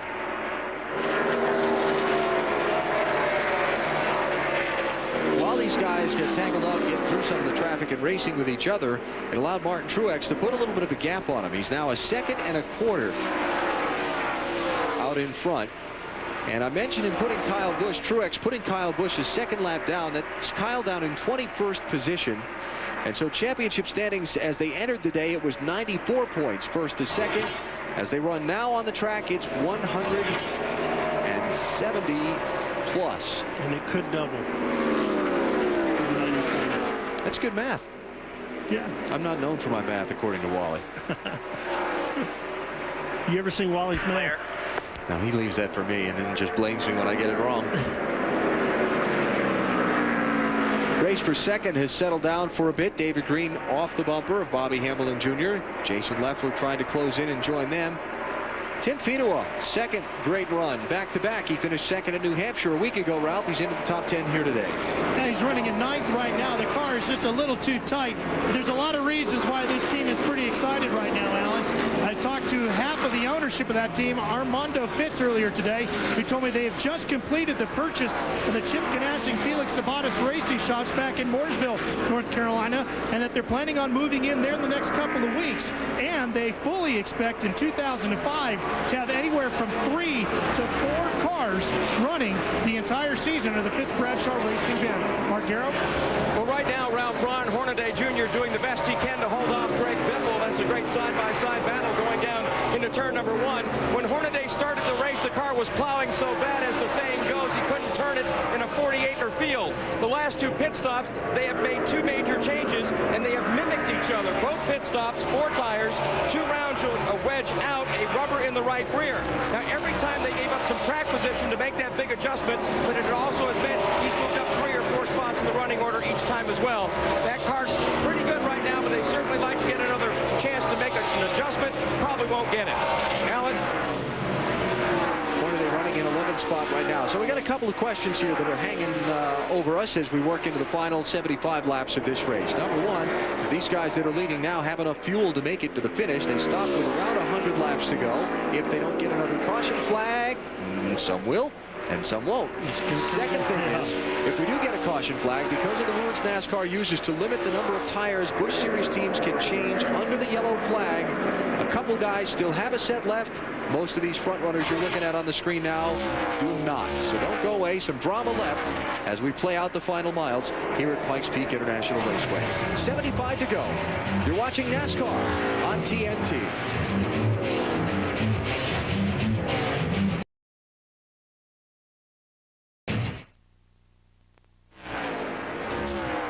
NASCAR Busch Series Racing presented by Midas from Pikes Peak International Raceway on TNT, just outside of Colorado Springs in Fountain, Colorado, is where Martin Truex Jr. is enjoying his mile-high day.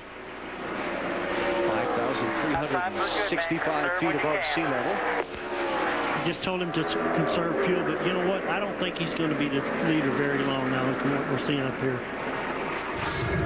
Truex Jr. having a much more smooth day here today at Pikes Peak is what I'm trying to say than he had last Saturday at New Hampshire International Speedway. Boy, he had his hands full. Came down pit road for a stop, took some equipment out of the box, had to come back in for a stop and go penalty, went to the back of the field. Came back in again, they left the lug nut off on a pit stop, went to the back of the field, then got involved in this when Kyle Busch and Jamie McMurray tangled. Truex in the smoke popped the wall with the right side of his car. We'll see the onboard view. Crunch. Had to come down pit road to get the right front damage and the flat tire repaired. Went to the back of the pack for a 3rd time. And in a 200-lap race, came from the back of the pack 3 separate times to finish 11th. And widen out his lead in the Busch Series Championship. That's the mark of the championship team. Today he's been dominant so far. He's led 119 of the 183 laps that have been completed, leading on 4 different occasions today. Right now his advantage over Bobby Hamilton Jr. 9/10 of a second, but the question remains. Fuel to the finish if we don't see another caution flag between here and the checkers. I don't think the 25, I mean, we got some drama going on here. I don't think the 25 can make it on mileage. I do think he's going to come take the lead from Truex. And he just picked up a hot dog wrapper across that small grill opening as well. Just blew up on the car off of turn 2. Hamilton Jr. tried to close in on Truex Jr. See a little white there on the grill? That's a hot dog wrapper. He just picked that up off of turn 2 last lap by. And the grill openings on these cars small enough to start with. Add in the thin air, which makes cooling the engine more difficult at this altitude, and you block a little bit of that opening off, and we'll see if that doesn't cause the 25 some troubles here if it doesn't blow away in a couple laps. Exactly. And it looks like they have quite a bit open. Well, you know, Barry, I heard talking with a lot of the crew chiefs, they have to here. You know, the more tape you put across the nose of the car, the more downforce you're creating on the nose of the machine. That helps it to turn better in the corner. But here, because the air is so thin, you need all that grill opening to cool the radiator. The air is not as efficient. And I tell you, I looked at the 00 car. He's got more tape than anybody. Jason Leffler in that 00, working David Green over to try and take 3rd position away. Working some lap traffic. 96 is Shane Hall. Shane is 21st place right now and gives way to the race for position.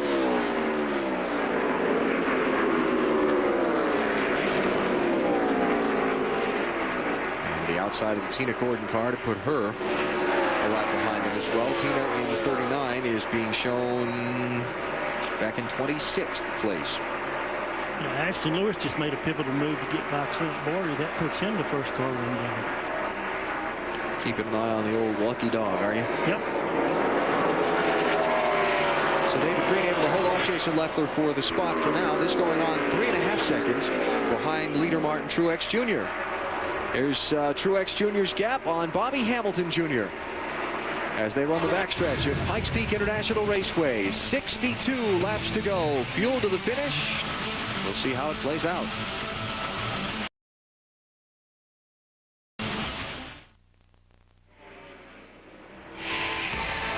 NASCAR Busch Series Racing from Pikes Peak, presented by Midas, is brought to you by Midas. Trust the Midas touch. By Pizza Hut. Rip, dip, tear, and share your way to family fun with the Twisted Crust Pizza from Pizza Hut. Gather around the good stuff. And by YJ Stinger, the Extreme Energy Drink. Catch the buzz. Feel the sting. What was that? Sound like something going on in the Dodson family table? Rip, dip, tear, and share? I tell you what, if you went for the last biscuit in my house, you got a fork in the back of the hand. There you go. Martin Truex Jr. is your race leader here at Pikes Peak International Raceway, and we're set to go through the field, update the fuel strategies and everything else that's going on with the race leaders. We'll start with Ralph. We begin with Martin Truex, the race leader in car number 8. I asked crew chief Kevin Mannion, how are you on fuel? He said close, probably 1 lap short. The car's a little loose on the exit, and that's probably due to the fact that the sun's come back out. Mark? Second place, Bobby Hamilton Jr., Ralph, running the best he's run all day. He is absolutely ecstatic with how the car's running, but they're not even close. They're 20 to 30 laps off. They will have to pit again. In the third spot, David Green. That car a little bit tight, and right now he is 18 laps shy, so he too won't be able to gamble and try to make it to the finish. Ralph? The double zero, Jason Leffler is next. They're close on fuel, says crew chief Booty Barker, but they're going to go for it. Behind him comes David Stremme. I just talked to that crew. They said the car is good. He said, can you make it on fuel? They said, oh yeah. I said, are you sure? They said, yeah, maybe. Mark? Well, Jason Keller's running in the 6th position, Ralph. He's run as low as 14th. That car was bad loose. They've made some adjustments. It has helped, but he too is going to come up shy 10 laps. They will have to pit. Right behind him, running in 7th, Kenny Wallace. This is the car and the team that won this race a year ago. His car is real loose. The team has told him, though, hang on, Kenny, for all your work, because we can make it to the end, and you're the first guy in line that they think can do that. Right behind him is Mike Bliss, running in the 8th spot, the Rockwell Automation Monte Carlo. They are 2 laps shy of making the checkered flag. They're unsure whether to go for it or not, because they're trying to also take into consideration a possible green-white checkered flag finish. Let's go to Ralph. Updating on the 60 at Greg Biffle, running in 9th right now, talking to crew chief Brad Parrott. He says our car's a little bit tight, and we are definitely short on fuel. About 4 laps, Mark. Ron Hornaday is running in the 10th position right now. Right now, a little bit loose after all those adjustments, but they can make it. Let's go back to Ralph. Tim Fita was running in 11th right now in car number 12. He's going to be 2 laps short on fuel, and he's tight. But the bigger problem is that his engine is starting to lose power coming off the corner.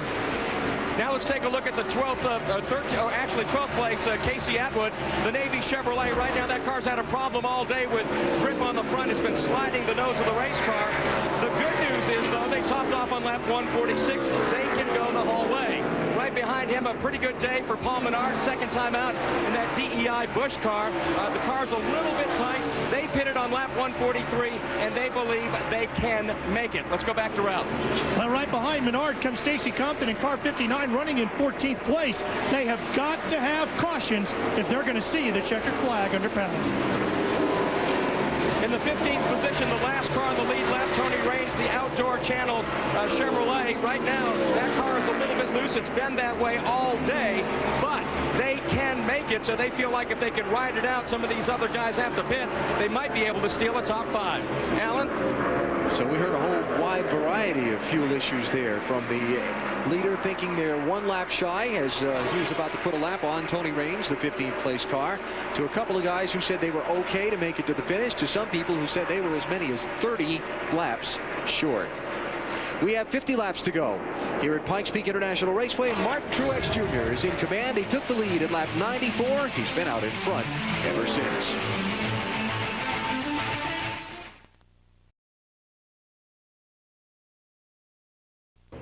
Ernie Johnson and Wally Dallenbach on board the former USS Intrepid, where later tonight on TNT, Robbie Knievel takes center stage. He's going to jump a bunch of vintage aircraft here, Wally. It should be something to see. That's right. Right behind us, the 7 aircrafts he's going to attempt to jump.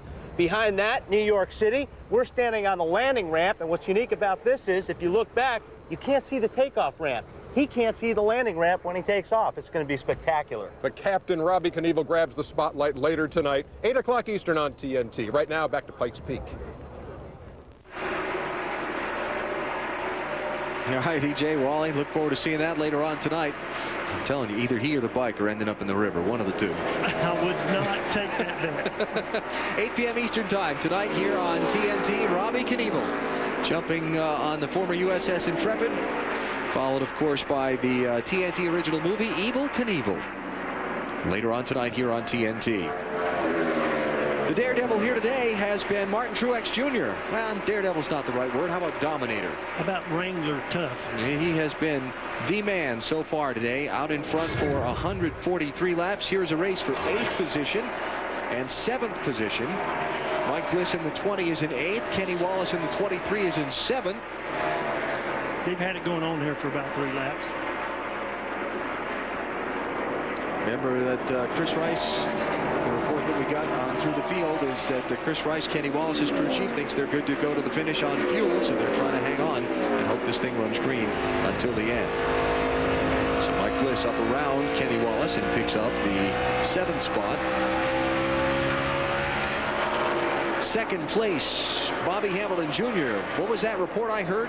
30 laps short on fuel, Mark? Yes, Alan, they are way short on fuel. They may be even shorter. Harold, I understand that the valve back there for the gas catch can broke, and you lost a lot of fuel when he took off the last time. So when do you feel you've got to come down pit road? Yeah, we're going to be about 12 laps short, but I don't believe that valve hurt us too much. It just spilled off just a little bit. Bobby Jr.'s doing a fantastic job in the Marines full course. We'd like to thank all our Marines out there, but the 8 car is awful good right now, and it's going to be tough to beat him. Everybody's out of tires, except I think the 60 may have a set left, so hopefully this thing will stay green and we'll see how it shakes out. All right, so 12 is a much more realistic number than 30. Yeah, I couldn't see 30.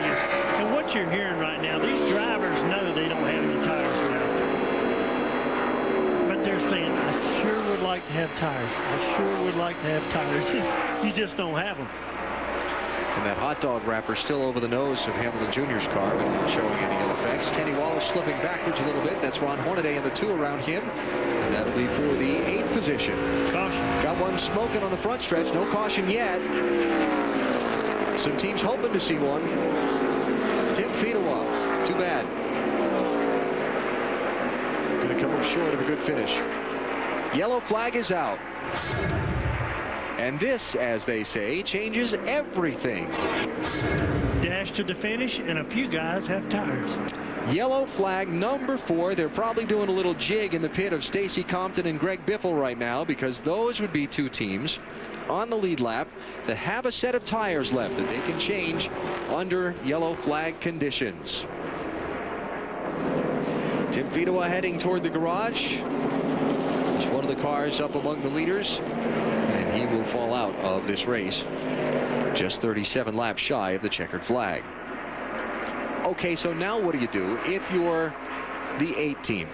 Do you come down pit road and take on a little fuel to make sure you've got gas? Remember, we could have that green-white checker finish at the end. I don't think the 8 does. I think the 25 does. Tires. All right, well, we'll find out here when they come to the opening of pit road. You see, he just said it's going to be hard to pass with these tires. He doesn't understand they don't have any tires. pretty much everybody's in the same boat. They'll probably come in and top off here too, except that they're going to gamble. But, you know, right at the end of the run, we were the best car there. See the flag there. Pit road still closed, so it'll be another lap before the drama of the strategy plays out. Which is helping the cars. This will help the cars that are planning on staying out. And I think a lot of them will stay out. Okay. I think the 25 will be a taker. Well, I don't know. With that green-white checker thing hanging over the end, and if you're new to NASCAR and you're not familiar, there's a new procedure involved where if a caution comes out in the closing laps of the race could be extended past its scheduled distance to try and ensure a green flag finish for the fans. So instead of seeing a 250-lap race here today, we could see something like a 252 or 254 if a caution were to come out in the very closing laps of the race. It's going to be interesting. So these crew chiefs trying to figure out this fuel mileage have to take a guess on if we'll see overtime today and how many laps this caution might last to clean up whatever Tim Fidoma's car might have put down on the racetrack and how much that'll help him. Aren't you glad you're up here instead of crew chiefing? Okay. Okay, pit road's open. Let's see who our takers are. I don't think the 8's going to come and give up fresh Here he tires. is. Here he is. Okay. Top 3 are in. Yeah, just the people that need to go over, go over. And right here, Jason Leffler stayed out. Yep. Jason Leffler stayed out. Third place car. Sammy's getting it. All right, Mark. Bobby Hamilton Jr. is in. One man jumps out. He takes that hot dog wrapper off. The other guys in the back just adding fuel. He was gone and away in about 5 seconds. Let's go to Ralph Shaheen. One of the biggest things they got to be careful of, unlike normal pit stops, is you don't want to come sliding to a stop and use up those tires. They took one tear off the window. They put 2 inches of tape across the bottom grill, and they put 1 can of fuel in. That's it. The biggest thing was he did not slide on those tires. Now they're making him stop, and I can't see why Kevin Mannion is radioing to him to stop. The stop and go paddle's up, Ralph, just to let the end of the field pass by on the racetrack, and now they'll pick up the end of the line. Just to make sure they don't pick up any positions off pit road and they come back in where they were supposed to be. There you go. And the 2 happiest guys just left pit road with 4 new tires. Greg Biffle, Stacy Compton. And you know why they're happy? 14 cars in the lead lap. So we got a little twist of plot here at Pikes Peak International Raceway. We'll see what good the fresh tires might be for that man, Greg Biffle. And a huge crowd on hand here today, waiting for some drama around the finish.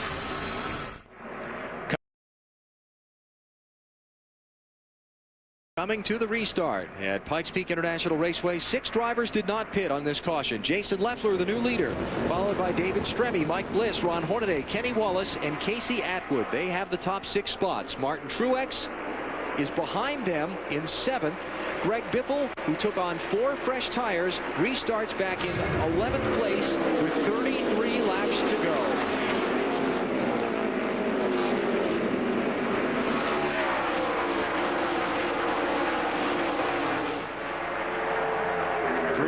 Kyle Busch in the 5, trying to get through some of the lap traffic. Kyle having somewhat of an off day. He is 2 laps down in 17th place after making a green flag pit stop earlier.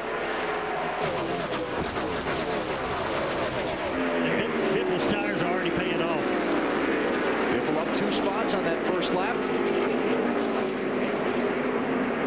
Trying to work his way through the logjam of traffic. There's Greg in the 60.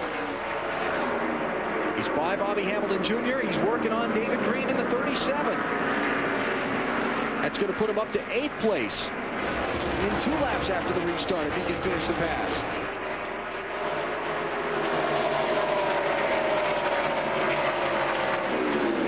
So Biffle to 8th in 2 laps from 11th. To the outside of Martin Truex for 7th. He's got it, Ralph. 60 took 4 tires. They went 1 round wedge out on the left rear, 1 pound in on the right rear in air pressures, Alan. And underneath Kenny Wallace and Casey Atwood for a spot, give him 2 more. And you know what, Alan? I was shocked when all these tires were on these cars.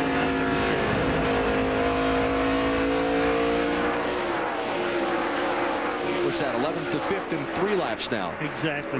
Ron Hornaday in the 2 is the next car on the lead lap for Greg Biffle. And that's why Brad Parrott's on the pit laps. Well, you know, you make those calls and you make your best guess. Sometimes it works out, sometimes it doesn't. If this caution had not come out, they'd have had a fresh set of tires sitting there unused at the end of the race in the pits. The caution came out, it was a break for him, and now he's trying to make the most of it. Biffle by Ron Hornaday, up to 4th. The 20 of Mike Bliss next in line, the car right in front of him. And that 46 car of Ashton Lewis is 3 laps down in 19th place. So Biffle by Bliss for 3rd, and the 32 of Stremme is next for 2nd. Right. And Ashton Lewis, the reason he's there, he's not too bad. He was on pit road for an unscheduled stop, so he has much better tires than everybody except Biffle and Stacy Compton. For 2nd place, no contest. Greg Biffle to the runner-up spot. He's going to let 46 out of the way here.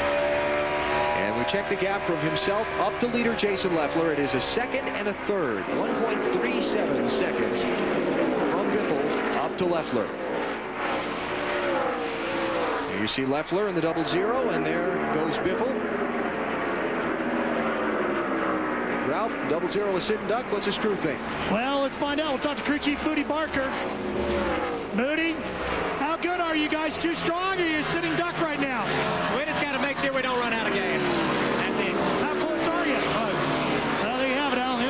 They're going to be looking at fumes here shortly, we think. So that says to me the surrender flag on the win has gone up due to the tires. They're running for 2nd. Biffle around the lap car of Ashton Lewis. And you see the skies have grown kind of dark outside of turns 3 and 4. While Biffle tries to run down Leffler, let's check in the garage with Mark Garrow. Well, Tim Fedewa looked like he had a 2nd solid run, 2nd week in a row. You knew for a while, though, this one wasn't going to end in a good way. Yeah, after started missing there after that last caution, and got real tight, you know, she just didn't have the power to get up off the corner. But, you know, that's all right. Amick Engine's done a good job for us all year. And, you know, we got the Supercuts car running better and better. And, you know, hopefully we get the Chevrolet in victory lane before the end of the year. We just got to keep doing what we're doing and keep our chins up and go on next week to IRP and kick some butt. Whoa, that was close. Greg Biffle sliding between the lap car and Jason Leffler. New leader, Greg Biffle, 23 laps to go. It took him less than 10 laps on his fresh tires to move through from 11th starting spot on that restart to the lead. He's got plenty of fuel. And Greg Biffle is driving away. Things have worked out in his favor today. Remember, he started at the back of the field. He was in Pocono yesterday, did not practice or qualify this car at all. The first laps he made on it this weekend were the parade laps before the start of today's race. Let's get our final commercial break on under green flag conditions. Greg Biffle appears headed to victory lane at Pikes Peak. You never know. Don't go away.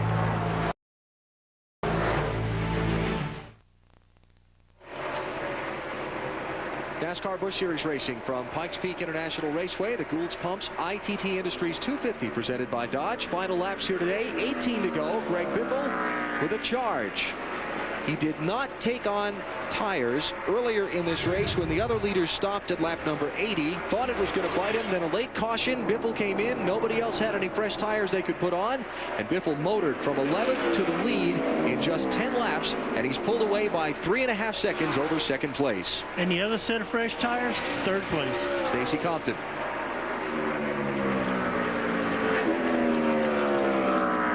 We were curious if Stacy Compton had complications, because after he took on the fresh tires on that last pit stop, he came back in again and they raised the hood on his car.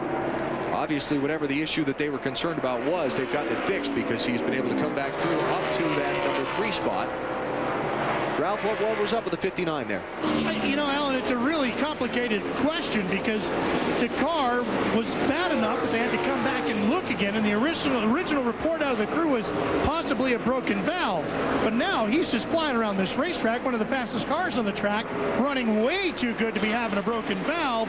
And it sounds funny, so my assumption, and maybe they'll notice this when they get home, get a chance to get under the car, possibly a broken header. Would you think, Barry? That very well could be. If he goes up here and passes a 00, there's something matter. He's gone up from 11th to 12th to 3rd. It's minor. He'll be happy with that. So in line for potentially equaling his best finish of the season. He finished 3rd at California back in the spring. If he can get by Jason Leffler for 2nd, it would be his best finish of the year for Stacy Compton. Championship picture on the day. Martin Truex going to gain a bunch of ground on Kyle Busch. Kyle stopped under the green flag. His team choosing not to take tires under an earlier caution. And then at lap 127, the car's handling just deteriorated to the point that Lance McGrew, the crew chief, had to call Kyle in. They lost a couple of laps. Then, of course, a caution came out, trapping him well back in the field. Kyle is running in 17th place now, 1 lap down, and is going to finish outside the top 10, it would appear, at this point, for a 6th time in the last 7 races. I'll tell you what, he's still got his hands full. And for Martin Truex Jr., just because you dominate doesn't mean you win. He has led 4 different times today for 151 of the 238 laps that we've run so far, but the strategy hasn't worked in their favor. The luck, the timing of the cautions, they fell in Greg Whipple's team's favor. So right now, Truex is running in 6th place. He's got a beat set on Mike Bliss in the 20 car for 5th. And championship standings as they run, 94 was the gap between Truex Jr. and Busch coming into the day. It looks to be 137 now, pending these final few laps. And the NASCAR Busch Series Racing 1 week from tonight at Indianapolis Raceway Park. We'll have it for you here on TNT. Bobby Hamilton Jr., another one that looked like he was a potential winner. The strategy not falling in their favor. They got the caution flag that kept him from running out of gas, but he hasn't made up any ground after the pit stop, and in fact he's lost a couple of positions and he's fallen back to 10th. Well, you put that fuel in with no tires, and the car is not going to drive as well. Perfect indication of it right here. Jr. back in 10th spot. We check that race for 5th. Mike Bliss in the 20, able to hold off Martin Truex for now. And we go inside the final 10 laps of this race. 10 to go. 10 to go. You got 2 positions in front of you here. No press behind you. Keep working them. Up off is where you're killing them guys, to try to get a good straight run up off. Radio on the 8 car. He is getting better run off the car.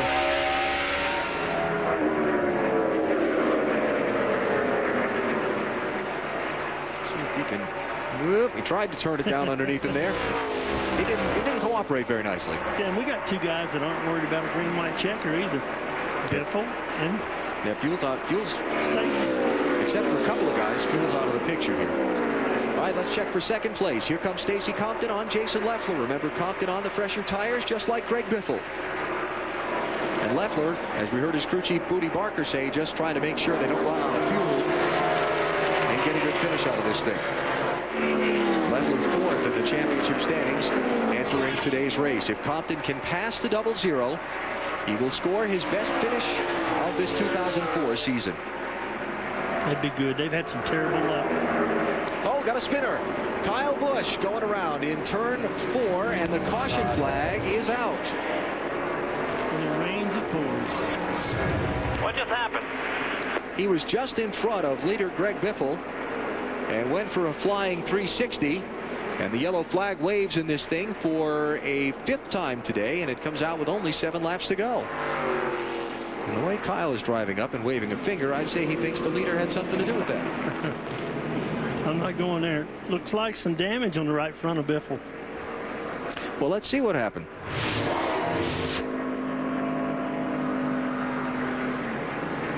Looks like the 5 came down. Now, he was coming with new tires, and you're going to be much quicker. It looked like the 5 car came down on him. This is from Kenny Wallace's onboard look.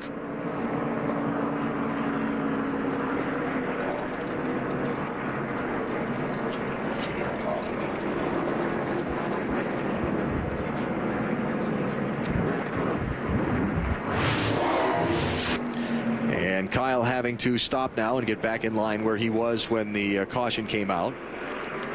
And he and Greg Biffle looking like they wanted the same place on the racetrack at the same time. Tough day for Lance McGrew and the Hendrick Motorsports team. And for Greg Biffle, that could have ruined what could be a good day. Let's check in Greg Biffle's pit. Well, it's been a pretty smooth day so far, Brad, but you didn't need that with just a few laps to go. How is your car now? Well, the car's good. You know, I don't know what's up with Kyle Busch, but, you know, he hates to get a lap down, and Greg Biffle made the call of the day. And, you know, I made a bad call at Bristol and it cost us, and he made a good call today.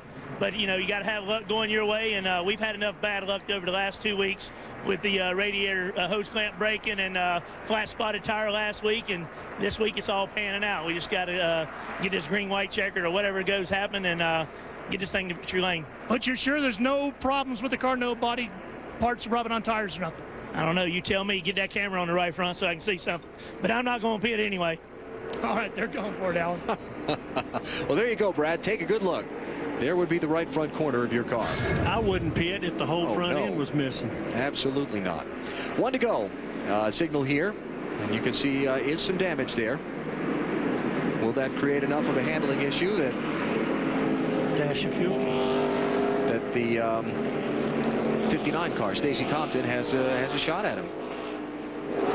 Possibly. We shall see. Kenny Wallace, who was getting that dash of fuel you were talking about. And because it's inside 1 to go, my initial thought was how the lap traffic might affect the leader. But of course, we're inside the final 10 laps, so just the lead lap cars will line up single file at the head of the field for this restart, and that greatly aids Greg Biffle's hopes of getting away from Stacy Compton. Yeah, because less than a lap ago, the 5 was right behind him. So it'll be Biffle, Compton, Leffler, Stremme, and Bliss, the top 5. Then Truex Jr., David Green, Casey Atwood, good top 10 day there for him. And Ron Hornaday and Bobby Hamilton Jr. rounding out the top 10. Pace cars off. 4 laps to go to the finish. And Biffle try to hold on. Everybody's on their feet. Ooh, bottled up there. Compton had some trouble getting going. Here comes Leffler to his inside for second.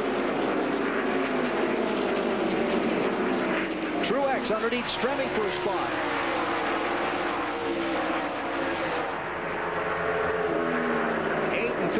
Race for 4th.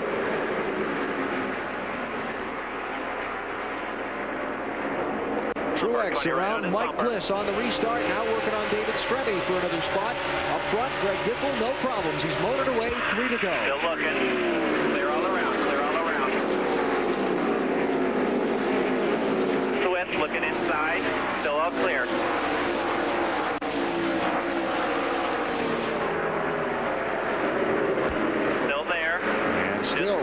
Just nose. This the best race on the speedway for 4th spot. Clear all around. As the front 3 have gotten away. Watch out for Clint Boyer in the 21 car. He had a set of tires that he's put on this caution flag.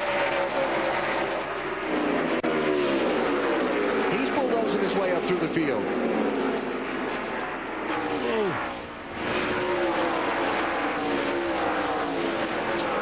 Good run for David Stremme, but certainly the tires are going to overtake him here. There he goes. White flag is up as Greg Biffle comes to the stripe. Remember, he started at the back of the field after coming in from Pocono this morning. Mike McLaughlin practiced and qualified the car, helped the team with the setup yesterday. Kyle Busch did win from the back of the field in a backup car at Kentucky Motor Speedway back in June. But for Greg Biffle, it's going to be a back-to-front kind of day here at Colorado. The strategy worked in his favor, and Greg Biffle picks up his 4th win of 2004.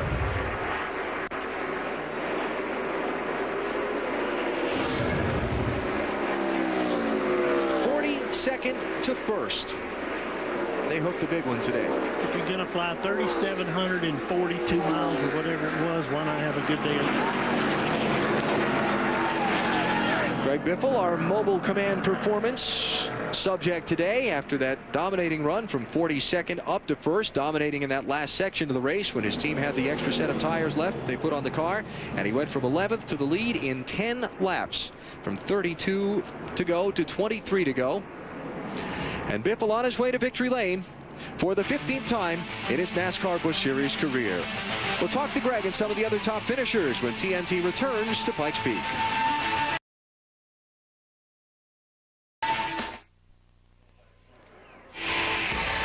NASCAR Busch Series Racing from Pikes Peak, presented by Midas, is brought to you by Midas. Trust the Midas touch. By Aaron's Rents. Let Aaron's drive your dreams home today. And by Miller High Life. To live simply, proudly, boldly, manly, this is the High Life.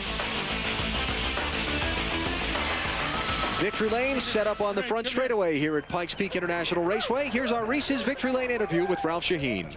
Well, when you win a race like this, that way you can do that to your right rear tire when you're celebrating with a burnout. Greg Biffle, what a tremendous run. How gratifying was it for you to come from that far back to win this one today? Well, it was really good. I tell you, Mike McLaughlin did a great job getting our charter communications forward, going good. And I just got to thank everybody. They did a fantastic job. And I asked Brad, I said, we got a lot of rubber left so I could do a big burnout, but it flew apart. But I'd just like to thank everybody, Coke, and excited that, we got Bass on the car this weekend. Bassmaster Classic going on in Charlotte right now. Just excited to see how my buddies are doing down there.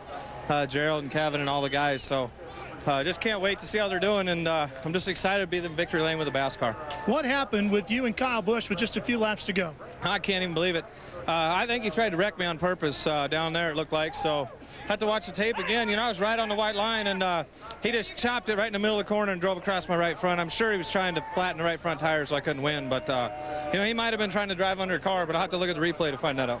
Alan, what a tremendous victory, and it's back to Pocono to go racing again tomorrow. Greg Biffle, who again had the fortune of strategy, his team choosing not to take tires on a caution at lap 80 when most of the others did. And on a late yellow flag with 35 to go, Biffle put on the fresh tires and blasted his way through to score the win. It's always a popular win with Biffle. He's such a great talent. Final standings from today's race. Stacy Compton with his best finish of the season. Jason Leffler did hang on for the finish, and Clint Boyer came barging through the pack from that last caution. Big comeback for him. To finish in 4th. Martin Truex Jr. finishes 5th on the day. You see Kyle Busch winds up in 17th, 2 laps down to the race leader. And the rest of the running order. Johnny Sauter, one of the dominant drivers of this race, winds up 28th after an engine failed while he was running in 2nd place. And took him out of a chance to contend for the victory. And some of the drivers that fell out in the opening laps today here at Pikes Peak, including Derek Cope, who had an early engine failure. Championship standings after the 21st race of the season will find Martin Truex increasing his advantage over Kyle Busch to 142 points. The NASCAR Busch Series Racing next Saturday night at Pikes Peak International Race. Not Pikes Peak, that's where we are now, at Indianapolis Raceway Park in Indy. Let's hear from the 2nd place finisher. That's Stacy Compton. Stacy, what was wrong with this car? We lost the cylinder about 100 to go, and man, I tell you what, this car was absolutely awesome today. Kingsford, Busch Beans, Ford was good. We could run wide open through the corners. They would pull us 10 car lengths down the straightaway, and I'm not sure what happened. We checked on that last pit stop, thought a plug wire had come off, but something internal. But luckily didn't let loose. Man, I wish we had an 8th cylinder. I think we'd have gave them a run for the money. Good day for us. This team is coming together, and it's just a matter of time. Mark? Well, I'm with Kyle Busch. Kyle, it's a 2-man show for the championship right now, but you went from 94 to 142 points down after another rough day. How do you feel about that? It's not a 2-man race anymore. It's pretty much a 1-man race. I don't know what our deal is, but, the pit strategy just didn't work out for the Lowe's team today. We had an awesome car, I thought, to be in the top 10, and just didn't work out our way. And you know what? I got to thank Greg Biffle for putting me down on TV. There's no reason ever why I would wreck somebody on purpose, and of course he thought I did. So way to go, Greg Biffle. Appreciate it. Alan? Emotions running high here at Pikes Peak International Raceway at the conclusion of today's NASCAR Busch Series race. And tomorrow we have more. It's the NASCAR Nextel Cup Series from Pocono, starting at 1 Eastern Time with Discover Card Countdown to Green. Hope you join us for the Pennsylvania 500 tomorrow. Patrick Swayze and Roadhouse next for East Coast viewers. On the West Coast, James Brolin and Pensacola Wings of Gold. And don't forget Robbie Knievel's jump on the Intrepid tonight at 8 Eastern Time. For Barry Dodson, Ralph Shaheen, and Mark Garrow, Alan Bestwood congratulating Greg Biffle, your winner today.